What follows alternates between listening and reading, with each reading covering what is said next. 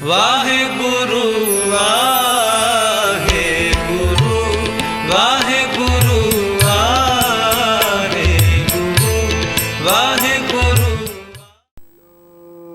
ਵਾਹਿਗੁਰੂ ਸਤਿਨਾਮ ਵਾਹਿਗੁਰੂ ਸਤਿਨਾਮ ਵਾਹਿਗੁਰੂ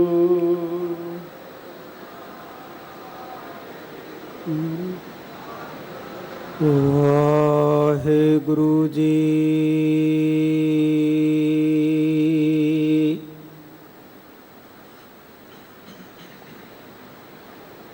ਇੱਕ ਓੰਕਾਰ ਸਤਨਾਮ ਕਰਤਾ ਪੁਰਖ ਨਿਰਭਉ ਨਿਰਵੈਰ ਅਕਾਲ ਮੂਰਤ ਅਜੂਨੀ ਸੈਭੰ ਗੁਰ ਪ੍ਰਸਾਦ।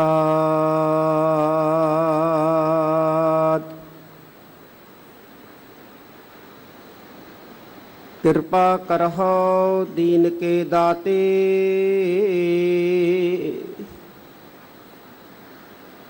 ਮੇਰਾ ਗੁਣ ਅਵਗੁਣ ਨਾ ਵਿਚਾਰੋ ਕੋਈ।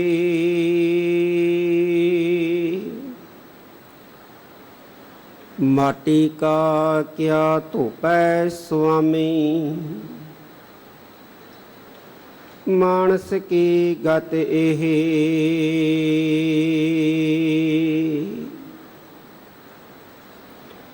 ਅਸੇ ਖਾਤੇ ਬਹੁਤ ਕਮਾਵੰਦੇ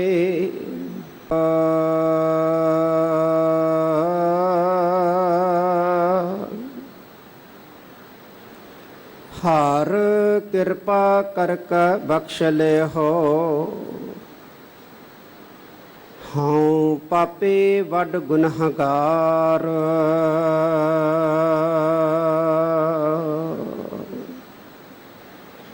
ਡੰਡਾਉਤ ਬੰਦਨ ਅਨਕ ਬਾਰ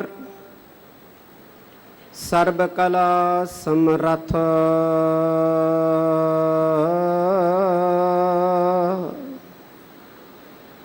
ਡੋਲਣ ਤੇ ਰੱਖੋ ਪ੍ਰਭੂ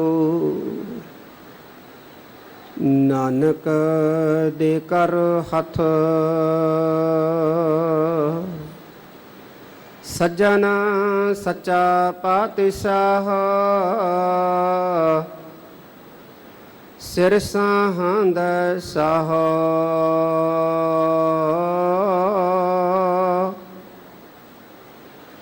ਜਿਸ ਪਾਸ ਬੈਠਿਆ ਸੋਹੀਐ ਸਭਨਾਂ ਦਾ ਵੇਸਾਹ। ਸਤਨਾਮ ਸ੍ਰੀ ਵਾਹਿਗੁਰੂ ਸਾਹਿਬ ਜੀ। ਸੂਹੀ ਮਹੱਲਾ ਚੌਥਾ। ਘਰ ਛੇਵਾਂ ਇੱਕ ਓੰਕਾਰ ਸਤਿਗੁਰ ਪ੍ਰਸਾਦ।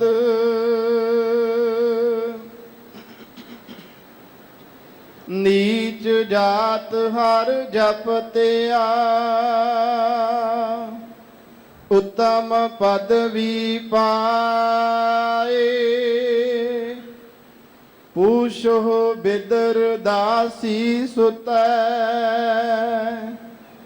ਕਿਸਨ ਉਤਰਿਆ ਘਰ ਜਿਸ ਜਾਏ। ਨੀਚ ਜਾਤ ਹਰ ਜਪਤਿਆ ਉੱਤਮ ਪਦਵੀ ਪਾਏ। ਪੂਛੋ ਬਿਦਰ ਦਾਸੀ ਸੁਤੈ ਕਿਸਨ ਉਤਰਿਆ ਘਰ ਜਿਸ ਜਾਏ, ਹਰ ਕੀ ਅਕਥ ਕਥਾ ਸੁਨਹੁ ਜਨ ਭਾਈ। ਜਿਤ ਸਹਸਾ ਦੁਖ ਭੂਖ ਸਭ ਲਹਿ ਜਾਏ, ਰਹਾਉ ਰਵਿਦਾਸ ਚਮਾਰ ਉਸਤਤ ਕਰੇ, ਹਰ ਕੀਰਤ ਨਿਮਕ ਇਕ ਗਾਏ।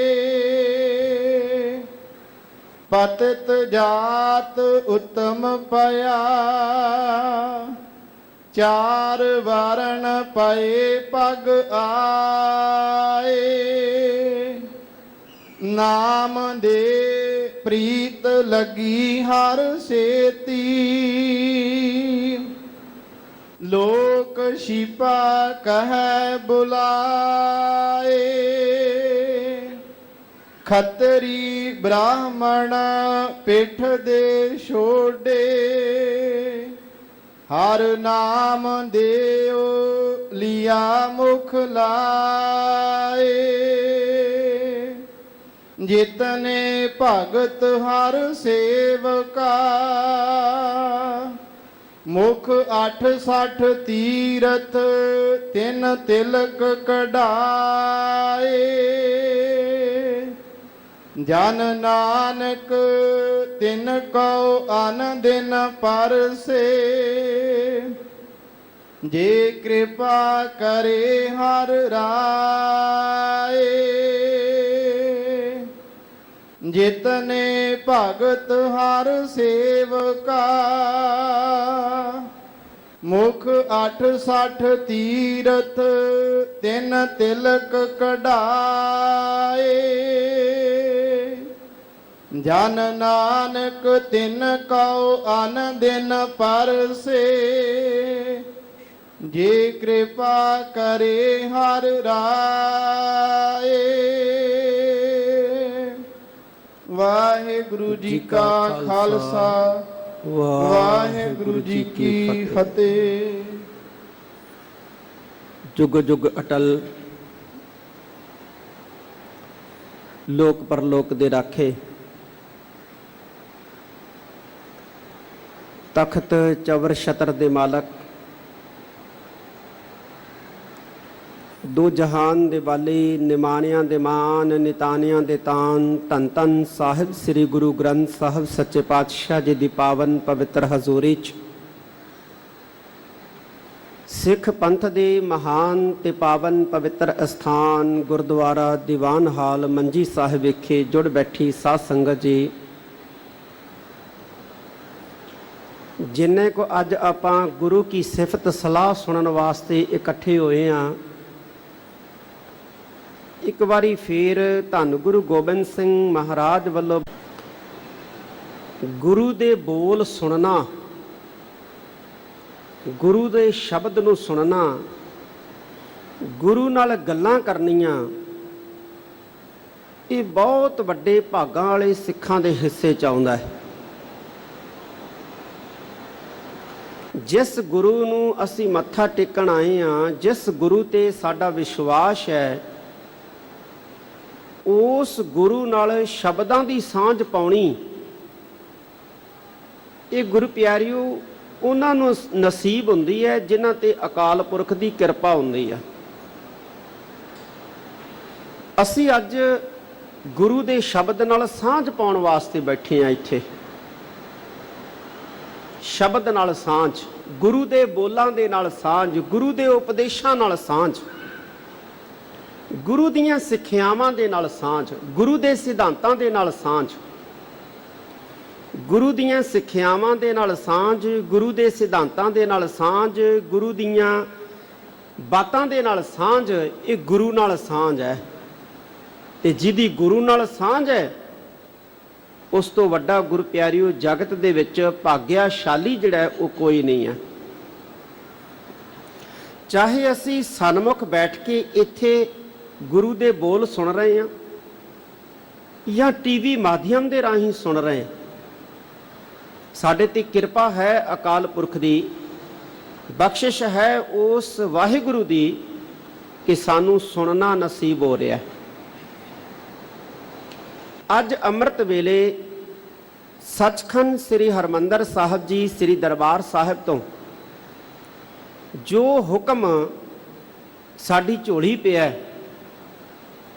ਉਸ ਹੁਕਮ ਦੀ ਵਿਚਾਰ ਅੱਜ ਆਪਾਂ ਸੰਗਤੀ ਰੂਪ ਦੇ ਵਿੱਚ ਬੈਠ ਕੇ ਸਾਂਝੀ ਕਰਨੀ ਹੈ। ਇਹ ਜਿਹੜਾ ਸ਼ਬਦ ਹੈ ਜੋ ਹੁਕਮ ਦੇ ਰੂਪ ਦੇ ਵਿੱਚ ਅੰਮ੍ਰਿਤ ਵੇਲੇ ਸੱਚਖੰਡ ਸ੍ਰੀ ਹਰਿਮੰਦਰ ਸਾਹਿਬ ਸ੍ਰੀ ਦਰਬਾਰ ਸਾਹਿਬ ਜੀ ਤੋਂ ਆਇਆ ਹੈ, ਇਹ ਦੀਨ ਦੁਨੀਆ ਦੇ ਵਾਲੀ ਧੰਨ ਧੰਨ ਚੌਥੇ ਪਾਤਸ਼ਾਹ ਧੰਨ ਗੁਰੂ ਰਾਮਦਾਸ ਮਹਾਰਾਜ ਜੀ ਦੇ ਮੁਖਾਰਬਿੰਦ ਤੋਂ ਉਚਾਰਨ ਹੋਇਆ ਹੈ। ਸ਼ਬਦ ਦੇ ਵਿੱਚ ਇੱਕ ਰਹਾਉ ਦੀ ਪੰਕਤੀ ਹੈ। ਸਭ ਤੋਂ ਪਹਿਲਾਂ ਰਹਾਉ ਦੀ ਪੰਕਤੀ ਦੇ ਉੱਤੇ ਆਪਾਂ ਧਿਆਨ ਕੇਂਦਰਿਤ ਕਰਨਾ ਹੈ, ਕਿਉਂਕਿ ਰਹਾਉ ਦੀ ਪੰਕਤੀ ਦੇ ਵਿੱਚ ਸ਼ਬਦ ਦਾ ਤੱਤ ਸਾਰ ਹੈ। ਸ਼ਬਦ ਇਸ ਰਹਾਉ ਦੀ ਪੰਕਤੀ ਦੇ ਵਿੱਚ ਦਿੱਤੇ ਤੱਤ ਸਾਰ ਦੀ ਵਿਆਖਿਆ ਹੈ।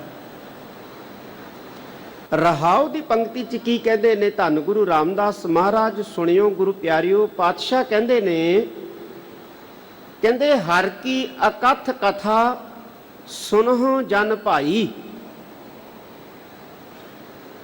ਹਰ ਕੀ ਅਕਥ ਕਥਾ। ਹੁਣ ਅਕਥ ਕਥਾ ਕੀ ਹੁੰਦੀ ਹੈ ਗੁਰੂ ਪਿਆਰਿਓ? ਅਕਥ ਕਥਾ ਹੁੰਦੀ ਹੈ ਨਾ ਕਥੀ ਜਾਣ ਵਾਲੀ ਕਥਾ, ਜਿਹੜੀ ਬਿਆਨ ਹੀ ਨਹੀਂ ਹੋ ਸਕਦੀ। ਹੁਣ ਉਹ ਕਿਹੜੀ ਅਕਥ ਕਥਾ ਹੈ ਜਿਹੜੀ ਬਿਆਨ ਹੀ ਨਹੀਂ ਹੋ ਸਕਦੀ? ਉਹ ਹੈ ਅਕਾਲ ਪੁਰਖ ਦੀ ਸਿਫਤ ਸਲਾਹ। ਕਿਉਂਕਿ ਅਕਾਲ ਪੁਰਖ ਦੀ ਸਿਫਤ ਸਲਾਹ ਜਿਹੜੀ ਹੈ ਅਸੀਂ ਅਕਾਲ ਪੁਰਖ ਦੇ ਗੁਣਾਂ ਨਾਲ ਕਰਦੇ ਹਾਂ ਨਾ, ਤੇ ਅਕਾਲ ਪੁਰਖ ਦੇ ਜਿਹੜੇ ਗੁਣ ਹੈ ਉਹ ਅਸੀਮ ਹੈ, ਅਸੀਮ, ਜਿਹਦੀ ਕੋਈ ਸੀਮਾ ਨਹੀਂ ਹੈ। ਇਸ ਕਰਕੇ ਅਕਾਲ ਪੁਰਖ ਦੀ ਸਿਫਤ ਸਲਾਹ ਜਿਹੜੀ ਹੈ ਇਹ ਵੀ ਗੁਰੂ ਪਿਆਰਿਓ ਅਸੀਮ ਹੈ, ਕਥਨ ਤੋਂ ਹੀ ਪਰੇ ਹੈ। ਅਸੀਂ ਓਨੀ ਕੁ ਕਰਦੇ ਹਾਂ ਵਾਹਿਗੁਰੂ ਦੀ ਸਿਫਤ ਸਲਾਹ ਜਿੰਨੀ ਕੁ ਵਾਹਿਗੁਰੂ ਨੇ ਸਾਨੂੰ ਸਮਰੱਥਾ ਬਖਸ਼ੀ ਹੈ। ਅਸੀਂ ਉਹਦੇ ਸੰਪੂਰਨ ਗੁਣਾਂ ਦਾ ਥਾਂ ਨਹੀਂ ਪਾ ਸਕਦੇ, ਸੰਪੂਰਨ ਗੁਣਾਂ ਦਾ ਥਾਂ। ਜਿਵੇਂ ਗੁਰੂ ਪਿਆਰਿਓ ਕਿਸੇ ਨੂੰ ਪਿਆਸ ਲੱਗੀ ਹੈ, ਉਹ ਸਾਰਾ ਦਰਿਆ ਨਹੀਂ ਪੀ ਸਕਦਾ।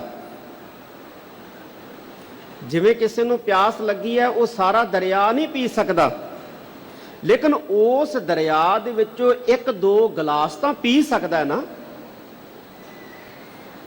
ਇੱਕ ਦੋ ਗਲਾਸ ਤਾਂ ਪੀ ਸਕਦਾ ਹੈ ਨਾ। ਇੰਨੀ ਕੁ ਤਾਕਤ ਤਾਂ ਇੱਕ ਪਿਆਸੇ 'ਚ ਹੈਗੀ ਹੈ ਨਾ ਕਿ ਉਹ ਇੱਕ ਜਾਂ ਦੋ ਜਾਂ ਤਿੰਨ ਗਲਾਸ ਜਾਂ ਚਾਰ ਗਲਾਸ ਜਾਂ 5 ਗਲਾਸ ਹੱਦ ਜਲ ਦੇ ਪੀ ਸਕੇ, ਪਾਣੀ ਦੇ ਪੀ ਸਕੇ, ਲੇਕਿਨ ਸਾਰਾ ਦਰਿਆ ਨਹੀਂ ਪੀ ਸਕਦਾ। ਜਿਵੇਂ ਇੱਕ ਮਨੁੱਖ ਪਿਆਸ ਲੱਗਣ ਤੇ ਸਾਰਾ ਦਰਿਆ ਨਹੀਂ ਨਾ ਪੀ ਸਕਦਾ, ਸਾਰੇ ਦਰਿਆ ਦਾ ਪਾਣੀ ਨਹੀਂ ਪੀ ਸਕਦਾ, ਇਵੇਂ ਕੋਈ ਇੱਕ ਮਨੁੱਖ ਜਿਹੜਾ ਹੈ ਉਹ ਸੰਪੂਰਨ ਵਾਹਿਗੁਰੂ ਦੀ ਕਥਾ ਨੂੰ ਬਿਆਨ ਨਹੀਂ ਕਰ ਸਕਦਾ। ਕਿਉਂ? ਕਿਉਂਕਿ ਉਹਦੀ ਕਥਾ ਜਿਹੜੀ ਹੈ ਇਹ ਅਪਰੰਪਾਰ ਹੈ, ਇਹ ਅਕਥ ਹੈ, ਇਹ ਕਥਨ ਤੋਂ ਪਰੇ ਹੈ। ਉਨੀ ਕੁ ਕਰ ਸਕਦਾ ਹੈ ਜਿੰਨੀ ਕੁ ਕਿਸੇ 'ਚ ਸਮਰੱਥਾ ਹੈ। ਬਿਲਕੁਲ ਉਸੇ ਤਰ੍ਹਾਂ ਜਿਵੇਂ ਇੱਕ ਬੰਦਾ ਚਾਹੇ ਲੱਖ ਸਾਲ ਬੈਠਾ ਰਹੇ ਲੇਕਿਨ ਉਹ ਸੰਪੂਰਨ ਦਰਿਆ ਕਦੇ ਵੀ ਨਹੀਂ ਪੀ ਸਕੇਗਾ। ਚਾਹੇ ਲੱਖ ਸਾਲ ਜ਼ਿੰਦਗੀ ਹੋ ਜਾਏ ਉਹਦੀ, ਲੱਖ ਸਾਲ ਉਮਰ ਹੋ ਜਾਏ ਉਹਦੀ, ਤੇ ਦਰਿਆ ਵਗਦਾ ਰਵੇ, ਤੇ ਉਹ ਸਾਰੇ ਦਰਿਆ ਨੂੰ ਕਦੇ ਵੀ ਪੀ ਕੇ ਖਾਲੀ ਨਹੀਂ ਕਰ ਸਕੇਗਾ। ਇਵੇਂ ਲੱਖ ਸਾਲ ਹੋ ਜਾਏ ਕਿਸੇ ਵਿਅਕਤੀ ਦੀ ਉਮਰ, ਤੇ ਲੱਖ ਸਾਲ ਸਾਰੀ ਉਮਰ ਉਹ ਅਕਾਲ ਪੁਰਖ ਦੀ ਸਿਫਤ ਕਰਦਾ ਰਹੇ, ਬੰਦਾ ਮੁੱਕ ਜਾਏਗਾ, ਪਰ ਅਕਾਲ ਪੁਰਖ ਦੀ ਸਿਫਤ ਜਿਹੜੀ ਹੈ ਉਹ ਕਦੇ ਨਹੀਂ ਮੁੱਕੇਗੀ। ਤੇ ਧੰਨ ਗੁਰੂ ਰਾਮਦਾਸ ਮਹਾਰਾਜ ਕਹਿੰਦੇ ਨੇ, ਕਹਿੰਦੇ ਐ ਭਾਈ ਜਨੋ, ਐ ਭਾਈ ਜਨੋ, ਐ ਗੁਰੂ ਕੇ ਪਿਆਰਿਓ, ਐ ਗੁਰੂ ਕੇ ਸਿੱਖੋ, ਅਕਾਲ ਪੁਰਖ ਦੀ ਸਿਫਤ ਸਲਾਹ ਦੀ ਜਿਹੜੀ ਕਥਾ ਹੈ, ਅਕਥ, ਉਹਨੂੰ ਸੁਣਿਆ ਕਰੋ, ਉਹਨੂੰ ਸੁਣੋ ਜ਼ਰੂਰ। ਆ ਜਿਹੜੀ ਅਸੀਂ ਕਥਾ ਸੁਣ ਰਹੇ ਹਾਂ ਨਾ ਧੰਨ ਗੁਰੂ ਰਾਮਦਾਸ ਮਹਾਰਾਜ ਦੇ ਸ਼ਬਦ ਦੀ, ਇਹਦੇ ਵਿੱਚ ਅਕਾਲ ਪੁਰਖ ਦੀ ਸਿਫਤ ਸਲਾਹ ਵਡਿਆਈ ਹੈ। ਅਸੀਂ ਅਕਥ ਕਥਾ ਹੀ ਸੁਣ ਰਹੇ ਹਾਂ। ਇਹ ਸਿਫਤ ਅਕਾਲ ਪੁਰਖ ਦੀ ਹੈ ਸ਼ਬਦ ਦੇ ਵਿੱਚ।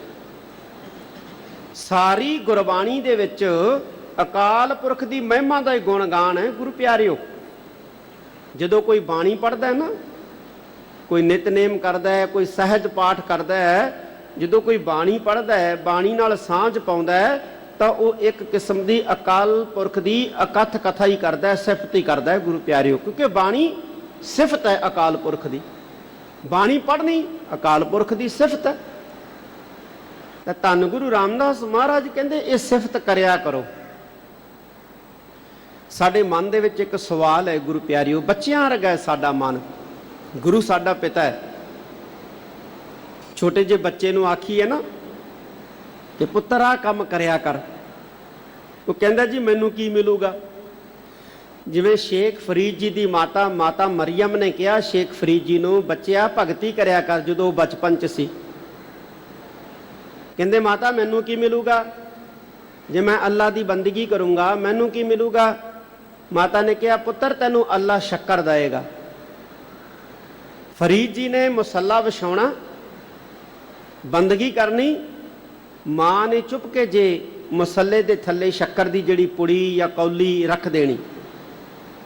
ਫਰੀਦ ਜੀ ਨੇ ਬੰਦਗੀ ਕਰਕੇ ਉੱਠਣਾ, ਮੁਸੱਲਾ ਜਦੋਂ ਇਕੱਠਾ ਕਰਨਾ, ਦੇਖਣਾ ਸ਼ੱਕਰ ਪਈ ਹੈ, ਮਾਂ ਨੇ ਕਹਿਣਾ ਵੇਖਿਆ ਅੱਲਾ ਨੇ ਸ਼ੱਕਰ ਦਿੱਤੀ ਹੈ ਤੈਨੂੰ, ਤੂੰ ਅੱਲਾ ਦੀ ਬੰਦਗੀ ਕੀਤੀ ਹੈ। ਤੇ ਬੰਦਗੀ ਕਰਦਿਆਂ ਇੱਕ ਦਿਨ ਅਜਿਹਾ ਆ ਗਿਆ, ਫਰੀਦ ਜੀ ਨੂੰ ਸ਼ੱਕਰ ਜਿਹੜੀ ਆ ਉਹ ਫਿੱਕੀ ਲੱਗਣ ਲੱਗ ਪਈ, ਬੰਦਗੀ ਮਿੱਠੀ ਲੱਗਣ ਲੱਗ ਪਈ। ਉਹਨਾਂ ਨੇ ਕਹਿ ਵੀ ਦਿੱਤਾ ਆਪਣੀ ਬਾਣੀ ਦੇ ਵਿੱਚ, ਫਰੀਦਾ ਸ਼ੱਕਰ ਖੰਡ ਨਿਵਾਤ ਗੁੜ ਮਾਖਿਓ ਮਾਝਾ ਦੁੱਧ ਸਭੇ ਵਸਤੂ ਮਿੱਠੀ ਆ। ਇਹ ਸਾਰੀਆਂ ਵਸਤੂਆਂ ਮਿੱਠੀਆਂ ਨੇ। ਇਹ ਨਹੀਂ ਕਿਹਾ ਫਰੀਦ ਜੀ ਨੇ ਕਿ ਸਾਰੀਆਂ ਵਸਤੂਆਂ ਫਿੱਕੀਆਂ ਨੇ। ਕਹਿੰਦੇ ਬਈ ਇਹ ਸਾਰੀਆਂ ਵਸਤੂਆਂ ਮਿੱਠੀਆਂ ਨੇ, ਸੱਚ ਹੈ, ਪਰ ਕਹਿੰਦੇ ਵਾਹਿਗੁਰੂ ਦੀ ਬੰਦਗੀ ਦੇ ਮੁਕਾਬਲੇ ਮਿੱਠੀਆਂ ਨਹੀਂ ਹੈ। ਬੰਦਗੀ ਇਸ ਤੋਂ ਵੱਧ ਮਿੱਠੀ ਹੈ। ਸਭੇ ਵਸਤੂ ਮਿੱਠੀ ਆ ਰੱਬ ਨਾ ਪੁੱਜਣ ਤੁਧ।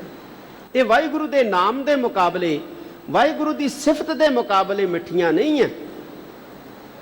ਇਵੇਂ ਗੁਰੂ ਪਿਆਰਿਓ ਇੱਥੇ ਧੰਨ ਗੁਰੂ ਰਾਮਦਾਸ ਮਹਾਰਾਜ ਸਾਨੂੰ ਕਹਿੰਦੇ ਆ, ਕਹਿੰਦੇ ਐ ਭਾਈ ਜਨੋ ਤੁਸੀਂ ਵਾਹਿਗੁਰੂ ਦੀ ਸਿਫਤ ਸਲਾਹ ਦੀ ਕਥਾ ਸੁਣਿਆ ਕਰੋ। ਤੇ ਸ਼ੇਖ ਫਰੀਦ ਜੀ ਵਾਂਗ ਸਾਡਾ ਮਨ ਕਹਿੰਦਾ ਹੈ ਕਿ ਸਤਿਗੁਰੂ ਜੀ ਜੇ ਅਸੀਂ ਕਥਾ ਸੁਣਾਂਗੇ ਉਸ ਪਰਮਾਤਮਾ ਦੀ ਸਿਫਤ ਸਲਾਹ ਦੀ, ਫਿਰ ਸਾਨੂੰ ਕੀ ਮਿਲੇਗਾ, ਸਾਨੂੰ ਕੀ ਪ੍ਰਾਪਤ ਹੋਏਗਾ। ਧੰਨ ਗੁਰੂ ਰਾਮਦਾਸ ਮਹਾਰਾਜ ਗੁਰੂ ਪਿਆਰਿਓ ਇਸ ਪੰਗਤੀ ਦੇ ਪਿਛਲੇ ਹਿੱਸੇ ਦੇ ਵਿੱਚ ਫਿਰ ਦੱਸਦੇ ਆ ਵੀ ਤੁਹਾਨੂੰ ਮਿਲੂ ਕੀ।